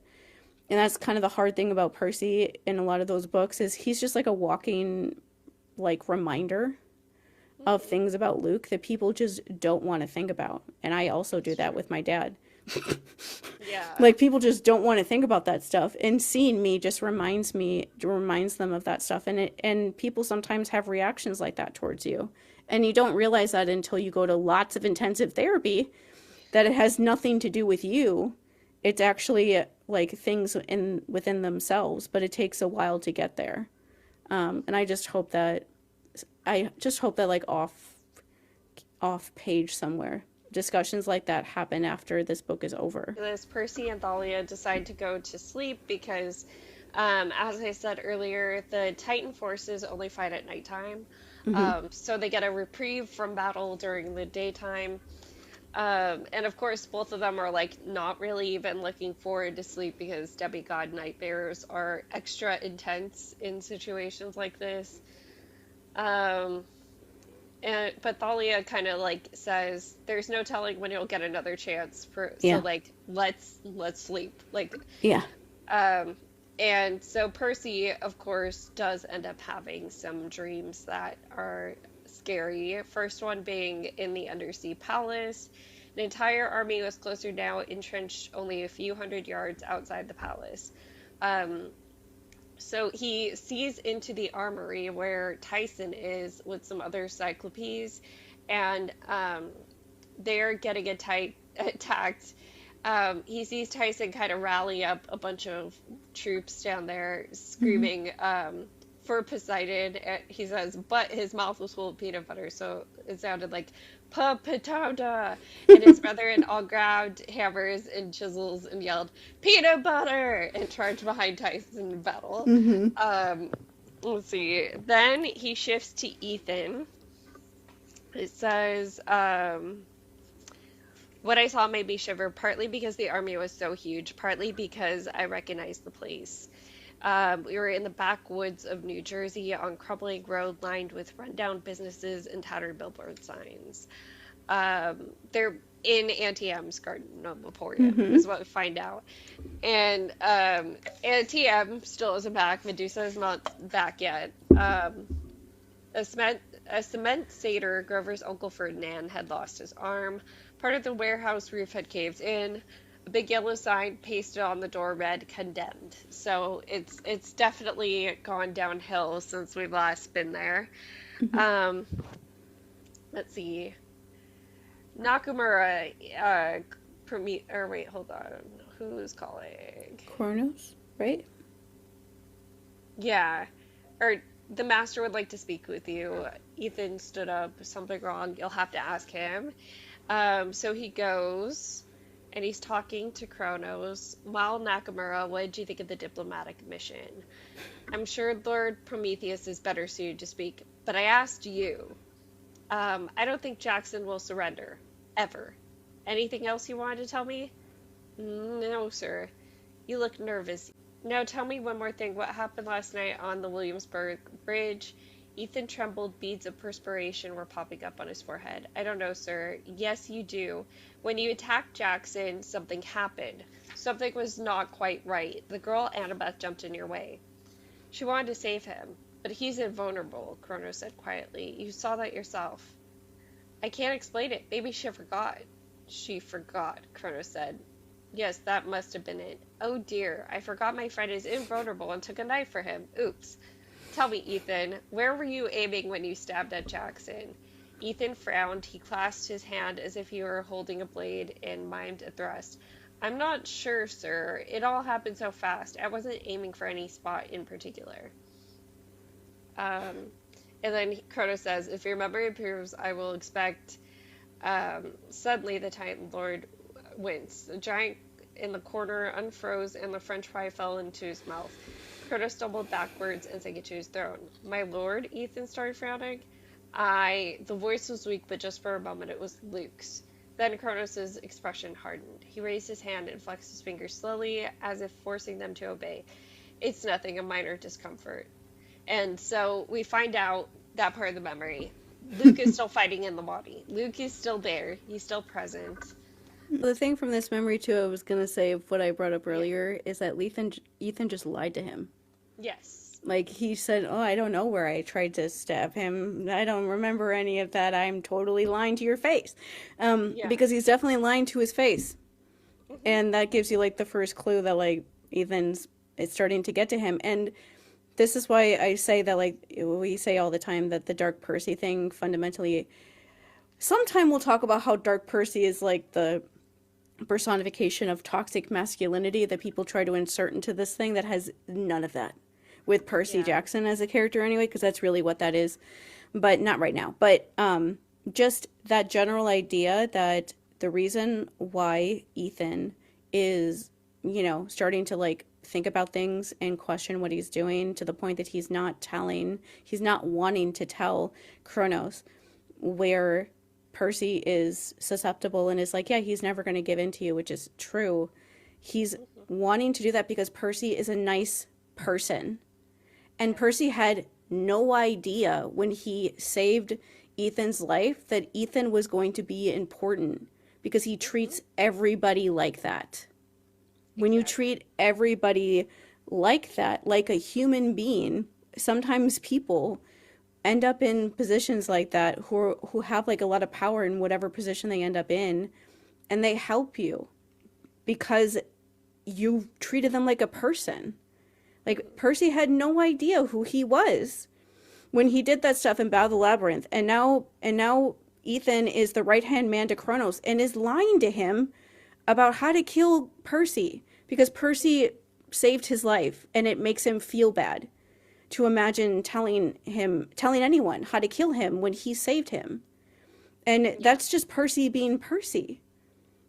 Like, this plan never would have worked if it was anybody else, because nobody else does that in this world. They're taught to not get along, and they're taught to not want to help people. He's like the one that didn't grow up in this place, that also grew up abused, that this is how he treats people. That's why things work out, and that's why Kronos was always going to lose. And fully with Kronos and Luke, like, the people who want to believe that Luke is like a good person or is being a hero think that he's fighting against Kronos to stop him, which doesn't make any sense because he let him do this in the first place. But even if you just think that he realized after he gave his body completely over to him and he has zero control, that he realized, like, that was a stupid thing that I did.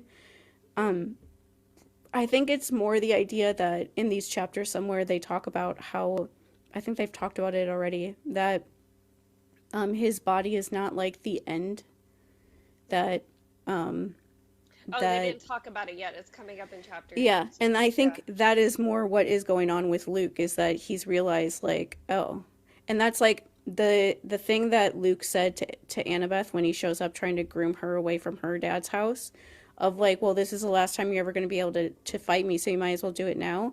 That's what this feels like, of him realizing, like, oh, like, my body isn't going to survive because he doesn't actually care about me. And it's like, of course he doesn't. But that, I think that's more where that fighting is coming from, of I don't want my entire sense of self or body to disappear. But I don't think he actually ever, he never had that, like, feeling of to help anybody else but like his own Yeah. self. It's realizing that this is going to be the end of him. Yeah. Yeah.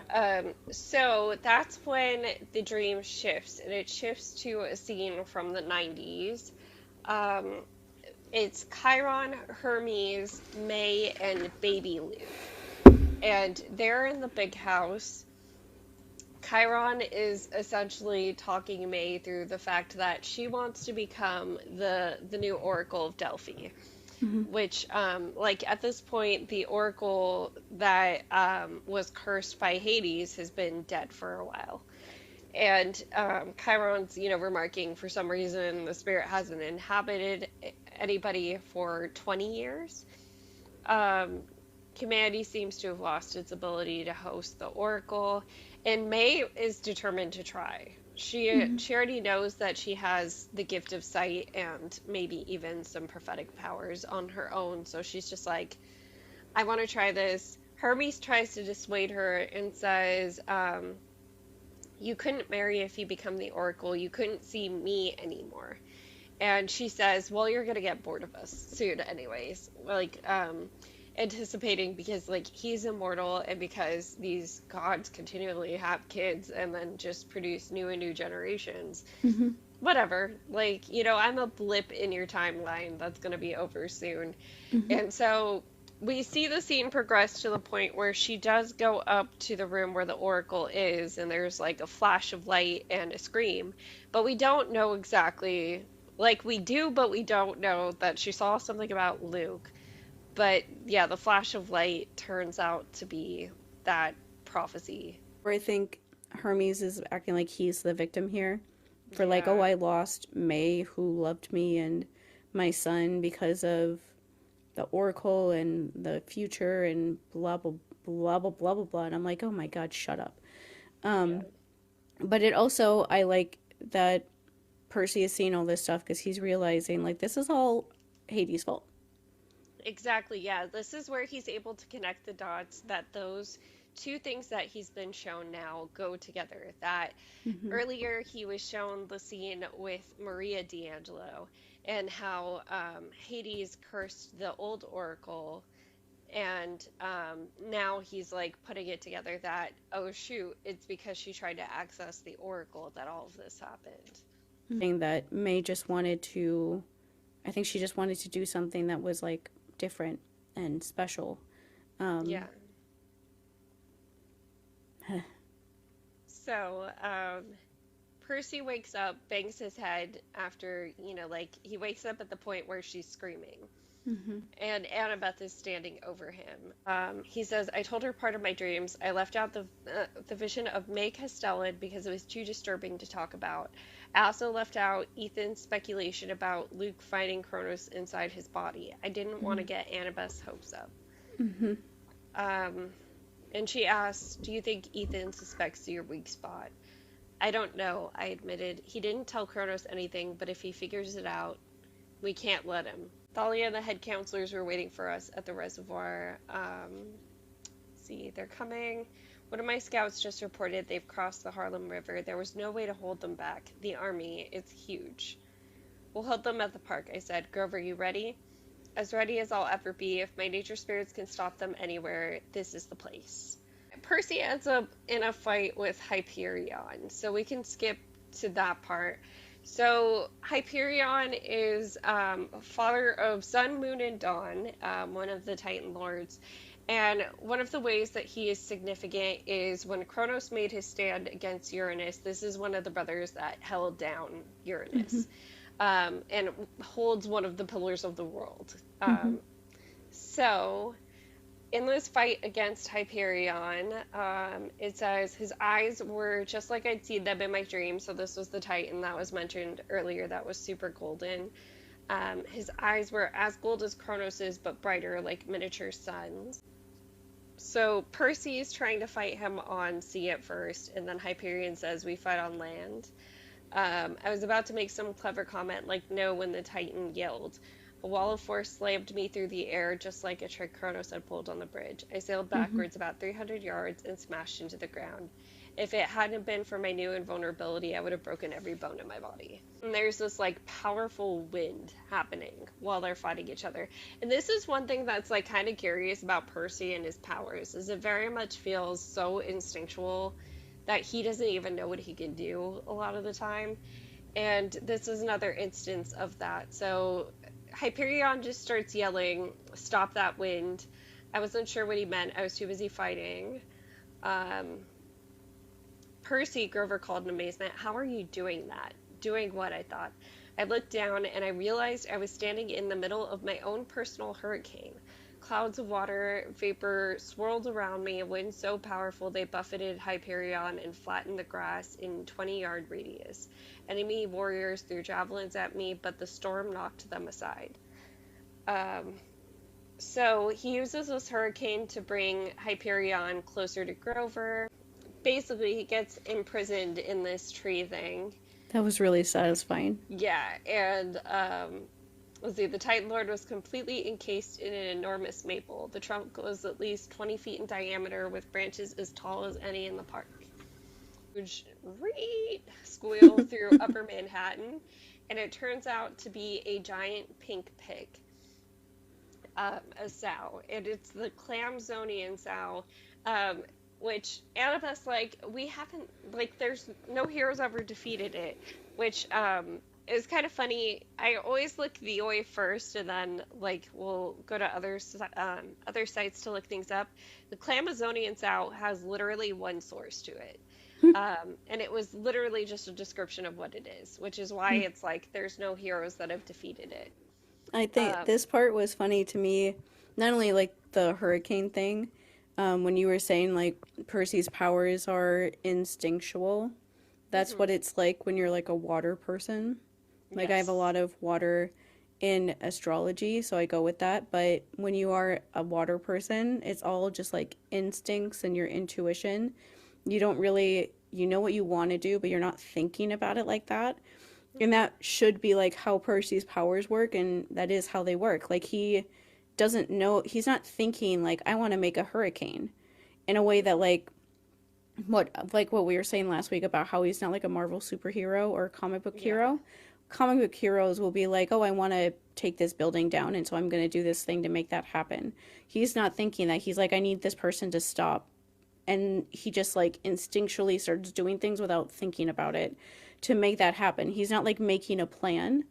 They just instinctually sort of happen. And that is like the water sort of way, is that you're not thinking like that. You're just doing things, and then you like sometimes stop and think about it and you're like, oh, okay. Hmm.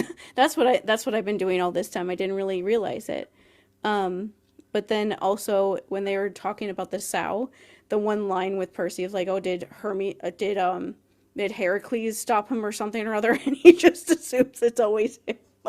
It's Because he's like, usually him, yeah, with the random animals for some reason. because like the one of the books that Mandy got at the event last week was the Greek gods and Greek heroes book, and when I like just opened it up, and I wanted to see like anything Percy said about Heracles because I knows that he hates Heracles, and the one part about Heracles is like Heracles does 12 stupid things, Yep. and like that's like what the chapter is called, is like Heracles does 12 stupid things.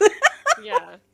And I'm like, yeah, that's how Percy would see that. Like, oh, did he fight this stupid pig? Like, no. Okay, fine. I'll go fight the stupid pig then. Yeah. But there is like this one line that he says a couple times during this part, which is why when we were talking about why he's a good leader, he says it as like, I have to go stop this thing.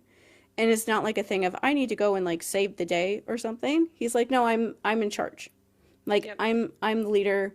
I'm the prophecy kid. This is my job. I need to go do this. I'm the one that needs to stop this Yeah. thing. So I'm going to go do it. This is not the rest of your responsibility. This is me. And so you guys go do other things while I cover this thing. That's just him being a good leader.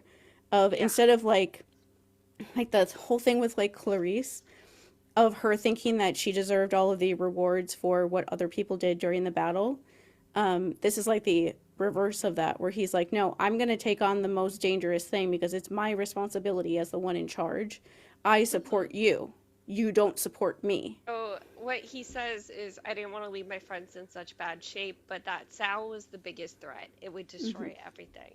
And Hmm. that's why he takes it on. The pig is literally flying, and he's dangling from a grappling hook and a lasso, and eventually Blackjack finds them and decides to save him so he's not just dangling from this pig anymore. And stuff, he sees the statue of Hermes and he Yes. realizes that it's not awake yet. And so they go over there to wake the statue up. And so then the statue can go and fight the pig. And Hmm. so, because instead of him trying to do it himself, it's like, oh, Yeah. I don't need to do everything. You can do it. And that's just, like I said before, that's one of those things of being a good leader, of like, he doesn't have to do everything. He doesn't need like the glory. He doesn't care about that. Yeah. And so he's like, no, this like random statue, you can beat up this gigantic, weirdly like flying pig that's trying to take out all of Manhattan. Yeah, so Blackjack tells him to hop on. He says, I could catch you probably. And Probably. yeah, Percy says, I have an idea. That's when he has him fly by the statue. Um, he puts the Hermes statue like in his place Hmm. on the lasso with the pig and then activates it. Hmm. Um, so he has Blackjack follow the pig and then says, get closer. Just within shouting distance, I need to talk to the statue. Now I'm sure you've lost it, boss, Blackjack said. And then, let's see, so they get to the pig. He does the whole activate sequence, Daedalus 23, kill Hmm. flying pigs, begin activation. Um, then after it actually does kill the pig, he tells it, you could go defend Manhattan now. Yeah. And the statue then goes off with the other statues. Um, let's see, Blackjack says, hey boss, can we get a donut break? And it's I like, wiped the sweat off no. my brow. I wish, big guy, but the fight's still going on. In fact, the fight's getting closer, so they flew towards the sound of explosions. Um, There's yeah, a part in here that I thought was great with Blackjack being like, where they're trying to figure out where to go, and they're like, everyone needs help. yeah, Where do we so go first? that's in the next chapter. Chapter 15, Chiron, there's a party. So, yeah, they're flying around, and he asks Blackjack, where do they need us the most? He's like, that's everywhere, boss. Like, Everywhere. yeah. Because they're literally flying over all these different scrimmages happening. We have Hmm. hunters are So, because I said earlier, I mapped this out. The hunters are a few blocks north of the Empire State Building. Hmm. We have it's Jake Mason and the Hephaestus camp are on the east side, and we have a group of Grover's nature spirits and Demeter cabins set up a jungle on the Hmm. west side. Nobody's watching the south, and Percy's like, that area is open. Eventually, someone's going to come that way. Um, And just to so, like make the yeah, point, this whenever there's battle scenes like this, I always think of this. What do you think the Ares cabin would be doing right now if they were here? I mean, they definitely would be. I don't even know which area they would want to protect, or if they'd just be everywhere. They'd be flying around with a chariot, Yeah. and they'd be definitely helping. But every time there's a fight scene of all the different cabins fighting, I always just think like, what would they be doing right now if they were If they allowed were to be being here? helpful, yeah. Yeah, because they're the best fighters. That's what they're known for. So yeah, eventually Percy spots where Annabeth and two of the other Athena kids are. And that's where he tells Blackjack to set him down. Hmm. So they're at the Park Avenue tunnel and they are fighting off a giant. The giant, him and Annabeth kind of tag team it where she gets his attention and he slashes it behind the legs. Hmm. Um, and he can tell that she is still like very wounded and stuff, Hmm. but that she's trying to play it off like, no, I'm good, I'm gonna keep fighting. Hmm. Yeah, so they move on to go help out other people. The next hour was a blur. I fought like I'd never fought before, wading into legions of Dracaeni, taking out dozens of Telekenes with every strike, destroying Impuzai and knocking out enemy demigods. No matter how many I defeated, more took their place. And I do want to note here, Knocking out. yes, knocking out. He says he was taking out the Telekenes, destroying the Impuzai, but knocking out the demigods. He's got the correct priorities. Yes. So even though they're coming at him, he's like, Hmm. you know what? I'm not going to use deadly force on you. Hmm. Um, yeah. So him and Annabeth are starting to get overwhelmed though because there's friends laying wounded in the streets. There's people Hmm. missing, and all of these forces that set up their little perimeter around the Empire State Building are getting pushed closer and closer to it. Let's see. So, and Percy does see all of his friends in the battle. He notices at some point Grover's next to him, and then he's near Thalia, and then he sees Miss O'Leary. So it's just like everybody's all over. All of them are trying to hold to their spot, but Hmm. it's becoming so overwhelming. Um, Annabeth eventually says, we have to fall back to the doorway, hold it at all costs. But that's when something out of nowhere comes and everybody's confused. Both sides are confused. Hmm. Both the demigods and the enemy side. They're both like, what the hell is that sound? And it turns out to be the pony party.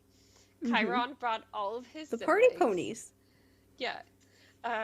So they are, they have, let's see, they weren't regular arrows. They made whizzy sounds as they flew, like whee.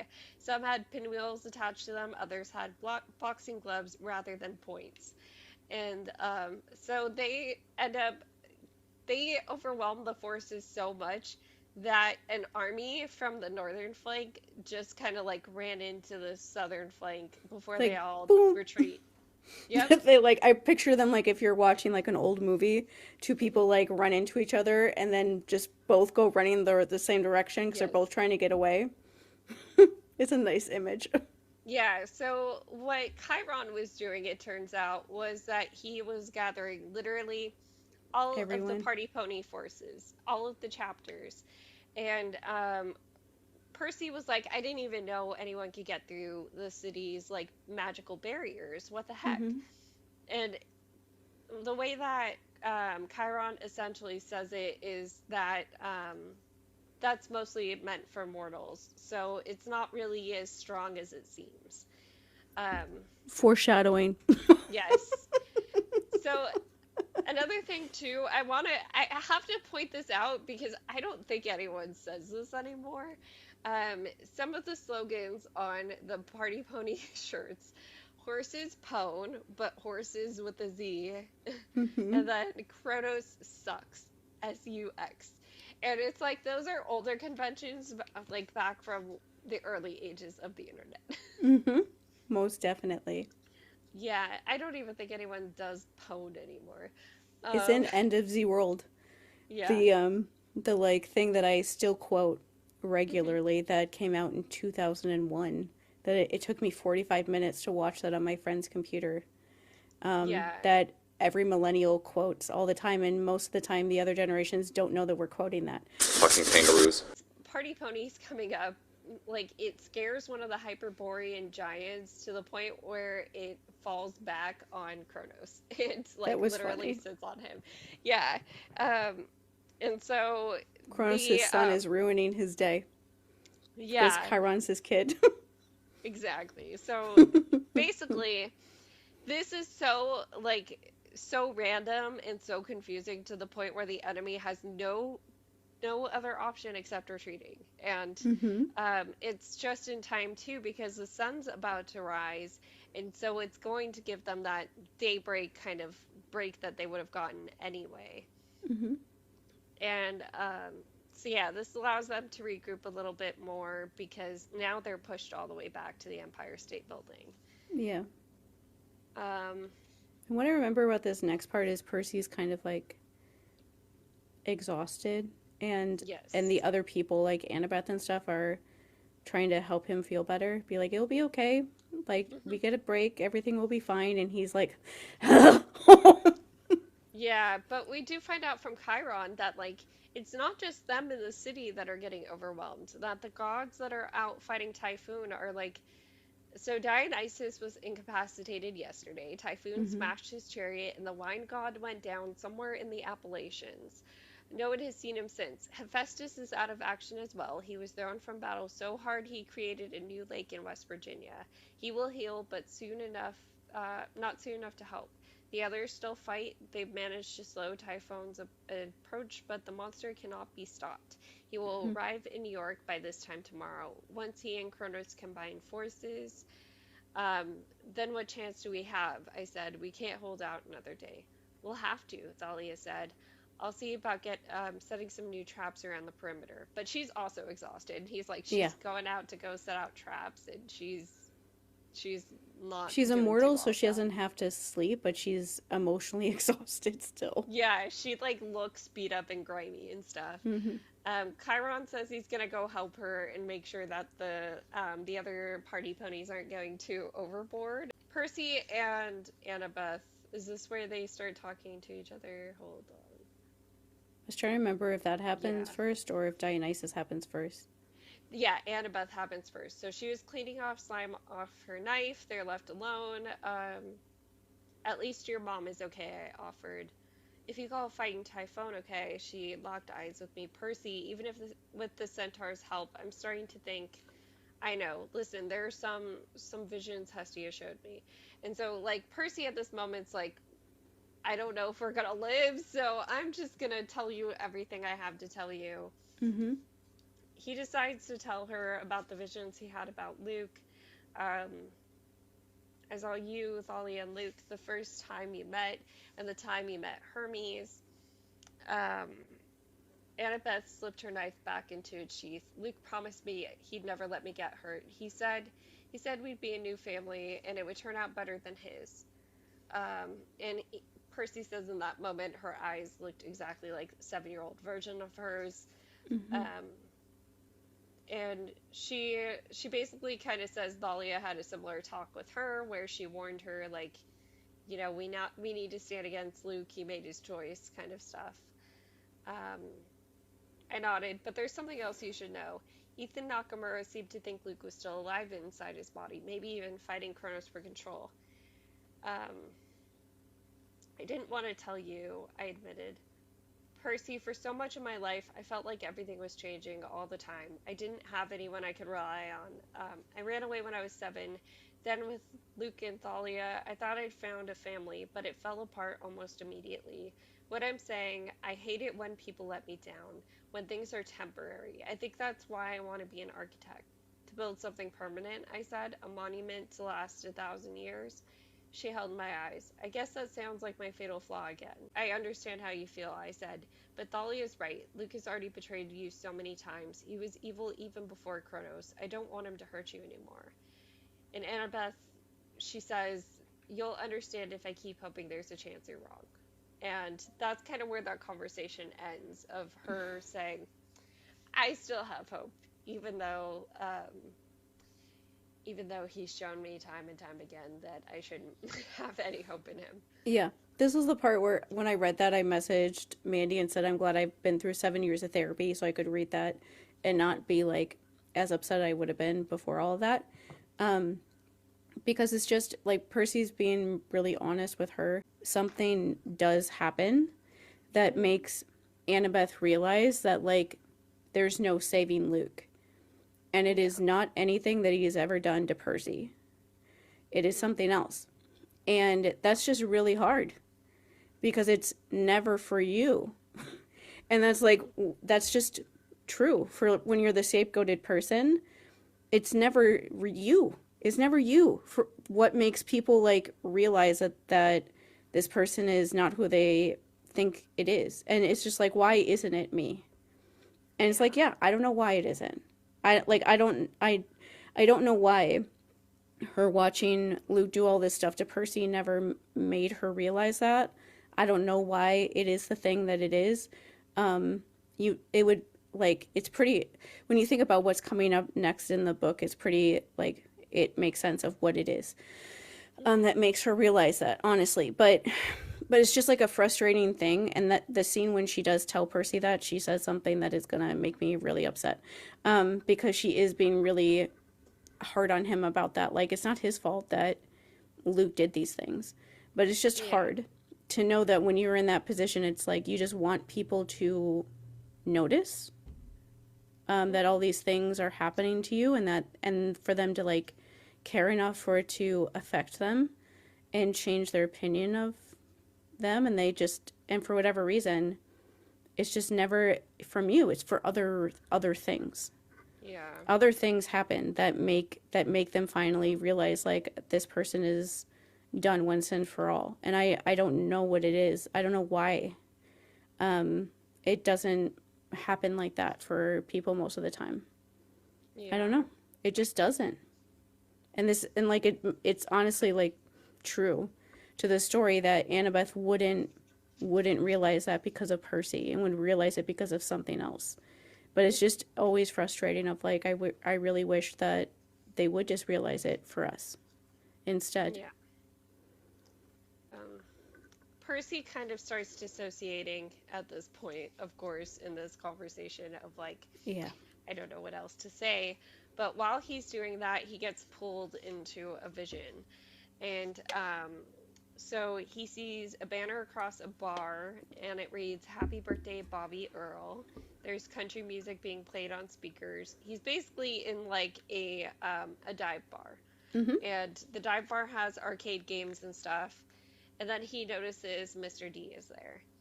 And, of course, he just found out from Chiron, Mr. D, like, he got pummeled out of battle. So, like, don't know where he is. But it turns out part of his consciousness is in this bar because he can inhabit any space where they're having a party.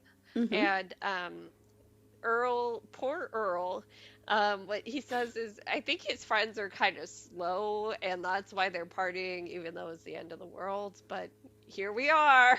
Mm-hmm. And so he's there drinking his Diet Coke, he's playing Pac-Man, and he's trying to talk to Percy at the same time. I don't know if you're aware of how serious things are outside of your safe little bubble of New York. Safe little bubble. Yeah, but believe me, the mortals out here in the Heartland are panicking. Typhon has terrified them. Very few are throwing parties. Apparently, Bobby Earl and his friends, bless them, are a little slow. They haven't figured out yet the world is ending. In a moment, I'll send you back to your normal, insignificant life, and it'll be as if nothing happened. And Percy asks, well, why am I here? Oh, I didn't want you particularly. Any of those silly heroes would do. That Annie girl, Annabeth.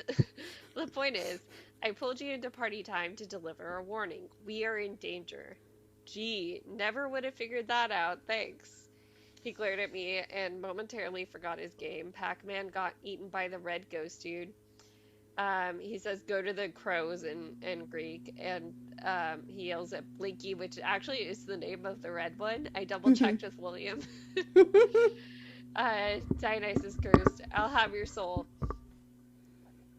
He's a video game character. That's no excuse, and you're ruining my game, Jorgensen. Okay, but anyways, it says, if Olympus fails, not only will the gods fade, but everything that is connected to our legacy will also begin to unravel. The very fabric of your puny little civilization. And he gets distracted by the game again. Percy reminds him of the fabric of civilization. Yes, yes, your entire society will dissolve. Perhaps not right away, but mark my words, the chaos of the Titans will mean the end of Western civilization. Art, law, wine tastings, music, video games, silk shirts, black velvet paintings, all things that make life worth living will disappear. Let's see, and so the truth is, Pierre, the other gods would never admit this, but we actually need you mortals to rescue Olympus. You see, we are manifestations of your culture. If you don't care enough to save Olympus yourselves, like Pan, I said, depending on the satyrs to save the wild. Yes, quite. I will deny I ever said this, of course, but the gods need heroes. They always have. Otherwise, we would not keep you annoying little brats around. I feel so wanted. Thanks. Use the training I have given you at camp. What training? Which, like, of course, because Mr. D is just sitting there. It's not you training us. You know, all those hero techniques and no. And then he swears at the game. I couldn't find a good translation for this, but it's generally agreed he's swearing at the game. Last level. Let's see. As I recall, I once predicted you would turn out to be as selfish as all the other human heroes. Well, here's your chance to prove me wrong. Yeah, making you proud is really high on my list. You must save Olympus, Pedro. Leave Typhon to the Olympians, and save our own seats. Save our own seats of power. It must be done. That's the hero of the story, yeah. Pedro Jorgensen. Nice little chat. Now, if you don't mind, my friends will be wondering. There's more. Kronos has not yet attained full power. The body of the mortal was only a temporary measure. We kind of guessed that. And did you also guess that within a day at most, Kronos will burn away that mortal body and take on his true form of a Titan King? And that would mean, you know about true forms of the gods. Yeah, you can't look at them without burning up. Kronos would be 10 times more powerful. His very presence would incinerate you, and once he achieves this, he will empower the other Titans. They are weak now compared to what they will soon become. Unless he can stop them, the world will fall, the gods will die, and I will never achieve a perfect score on this stupid machine. So yeah, this is where Percy finds out they can't, like, delay the Titan forces and wait for more reinforcements. They have to figure this out within a day. Yeah, and I did want to say that part of Dionysus being like, we're your entire Western civilization and we're everything that makes life worth living, and so you have to save us. That's why people question what Rick thinks about, like, Western civilization, or, like, that Western civilization needs to be saved. And I honestly don't know what he thinks about it just in the context of just this scene, because yes, Dionysus does say that, but also Percy doesn't give a fuck about that. He doesn't care about that. Like, Percy doesn't actually believe that. I think I have the answer to this, and I think it's coming from that Latin teacher lens of, like, especially when it comes to classics. This is what I've talked about, like, but being my priority when it comes to classics is more the legacy. It's more that I don't want this knowledge to just die. Yeah. And so the idea of preserving knowledge, of preserving culture, especially one that could otherwise like disappear, is really one that you're intimately familiar with when you are so clued into the ancient world like this. Hmm. Because we know about things like I've talked all the time about how my source for something is a summary of a book that no longer exists, you know?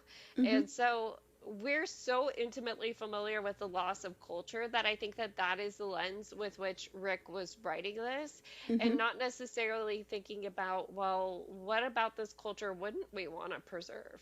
Like, Yeah. what pieces of it would be bad to preserve? Yeah. And I think I understand why people take that scene and think that he's saying that, like, the world would not be able to survive without Western civilization, or that Western civilization is the only thing that ever brought, like, culture to the rest of the world, because that's obviously the reason why colonialization exists, and the excuses we give for, we being white people, for destroying the rest of the world and ruining those cultures they already had. But I don't think that he actually thinks that. Like, I don't think that he actually thought, I don't think he thought that when he wrote these books. I understand, considering that he's a white author, especially a white male author, Hmm. why people would assume that's what he was trying to say. But I don't think he necessarily actually was looking at it like that. I think, like you said, it's more from that angle of like, we don't want entire civilizations to disappear, and this is our civilization right now. The Western world does run Hmm. the world right now for what civilizations just interact with, whether we like it or not.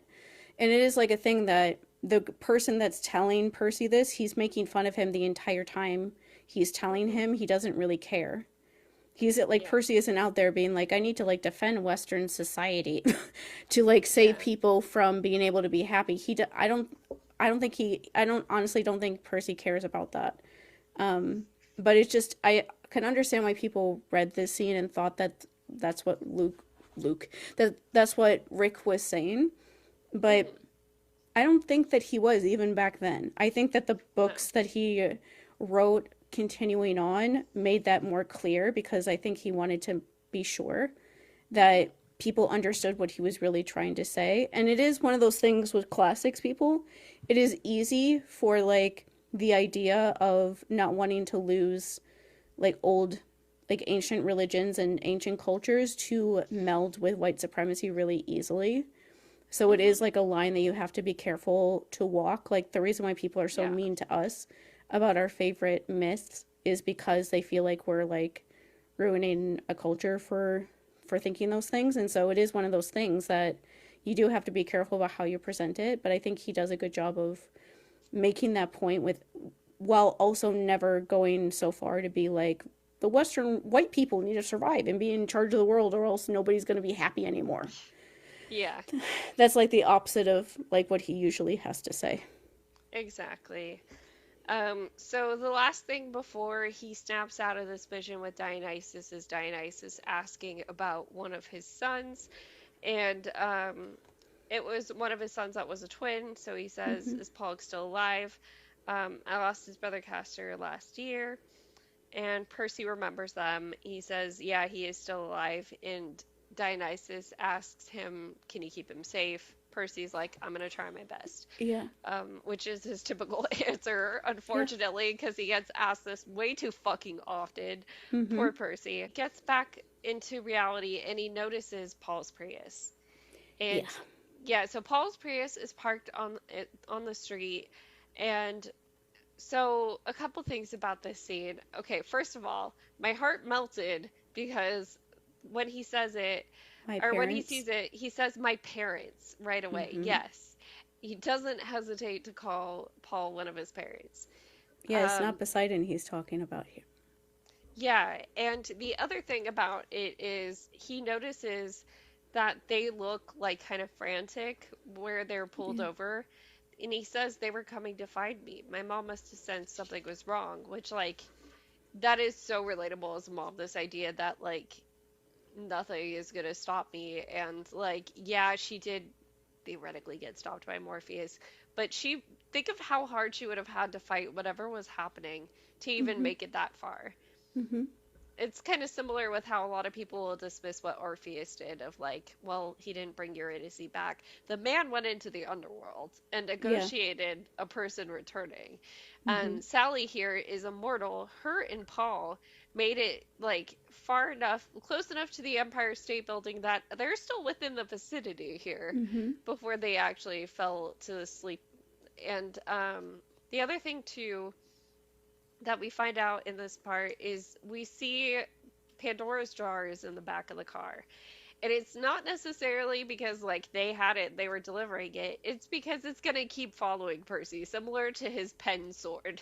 It's Hmm. going to just like show up in his weakest moments to try to tempt him to open it. Hmm. And so when Chiron says that, he says it'll appear when you're the weakest. Percy literally thinks like right now Yeah. because he's panicking and all he's He's thinking is they're on the road, they were looking for me. I need to get them to safety. yeah, this part with them and then what happens next at the very end of the chapter. Hmm. I liked how it brought us back like after a bunch of big kind of like battle scenes and stuff. Yes. Percy is a child. Yes. Like Percy is a child. He is 15. He just saw his parents in a car like right by the Empire State Building, which is the middle of the gigantic battle. They're Hmm. sitting in their car because they were trying to find him. They have a Glock in the back seat, by the way, because they don't play. Hmm. And like they got all the way there trying to help him, and he's like, I remember this part. They're talking about how he's like shaking, and Hmm. Chiron and Annabeth see who it is and help him move them when he's so desperate to move them, and because he's a child. Yep. He is a child, and this is his parents, and he's scared that his parents are going to die and it's going to be his fault. He is a child that is doing all of this. He is not like some grisly adult who knows how to handle this. This is a child. He is scared that his mom and his stepdad are going to die. Like, Hmm. just to remind people that, like, that is not him. He is scared of what's going to happen to his mom. Like, Yeah. that is who Percy is. And it made me like emotional reading that of just him being so scared of like we need to get them away because what if they get hurt? Like what if we hurt them and we don't even realize that we've hurt them because they're just happen to be in the middle of this battle. They need to be somewhere else. And just the way that like Annabeth and Chiron like run to help him because they can see him freaking out because he usually doesn't show when he's scared like this, Hmm. but he can't pretend like he can't Yeah. when it's his mom and his dad. And then of course, like clockwork, they hear a helicopter. Yeah. And he notices the logo on it is DE, which is the logo for Dare Enterprises. But as soon as they spot the helicopter, he notices it's veering off. And Chiron's like, who would be stupid enough that mortal got put to sleep by the Morpheus thing? And Annabeth also recognizes the logo and she's like, what is she doing here? I guess we Hmm. gotta go save her. Calls for Pegasus, and that's where we end the chapter. They're going to go and try to save the helicopter. Yeah. And it's just Yeah. the two like different groups of people that are like just pure Hmm. mortals to Percy both show up in like mortal danger at the Yes. same time right before this huge battle is supposed to start. And it's just like when I got to the end of that chapter, it's just you can feel the intensity just moving up again Yeah. that people that are supposed to be safe are willingly putting themselves in danger because they want to help him. And it's like he's like, get away from me, basically, is kind of like the feeling of like stop trying to help me right now. You're Pretty gonna die much. soon if you stay here. But yeah, it just helps set up what's gonna happen next week. Yeah. So yeah, we ramped up things times 1000 with that ending. Um, it'll be interesting because I do know that like these mortals aren't going to stay asleep, these mortals in particular, so you have to I mean we know that the magical Morpheus stuff doesn't necessarily it's not strong, so Hmm? Sally's built different. I don't know how Paul is built different, but other than he's a great stepdad. And he's He got a doesn't have gun. like a magical one. Yeah, he's just They stepdad with literally a run gun. Yeah. around. We'll read it very soon, but they literally run around Yeah. shooting monsters. He can't even see them.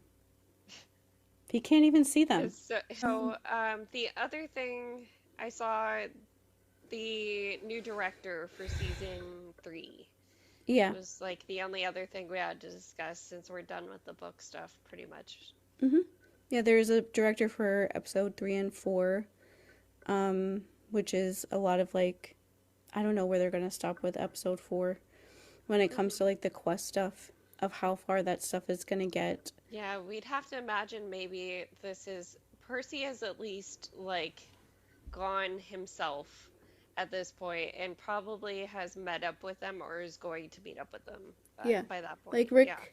Rick and Becky. I don't know when they like sleep, because they because they went on the Core of the Dead tour where they were going to a different city literally every day for 8 days, and then like 2 days later they're like, we're in Vancouver on set watching them film Percy Jackson, and I was like, do you rest yourself? Like I'm tired, and I'm like 20 some years younger than you. Um, but they're up there, and he said that he was watching them film the Spartoi. I don't know if Oh I'm yeah. pronouncing that right. That's the And teeth monsters. yeah, and so they're definitely at the part of the quest when it's the actual quest when Percy's left, and probably when he runs into them at the museum and stuff, because that's when those things first show up.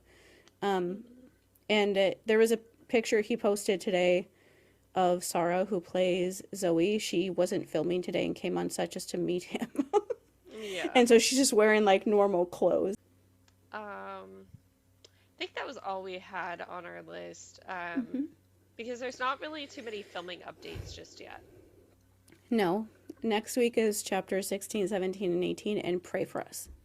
Yes. Because I know what happens in some of those. It's gonna Pray be for us. intense. Yeah, we've been looking forward to discussions on some of these things, but definitely not looking forward to reading them. No. Yeah, so wish us luck. It's Percy Jackson.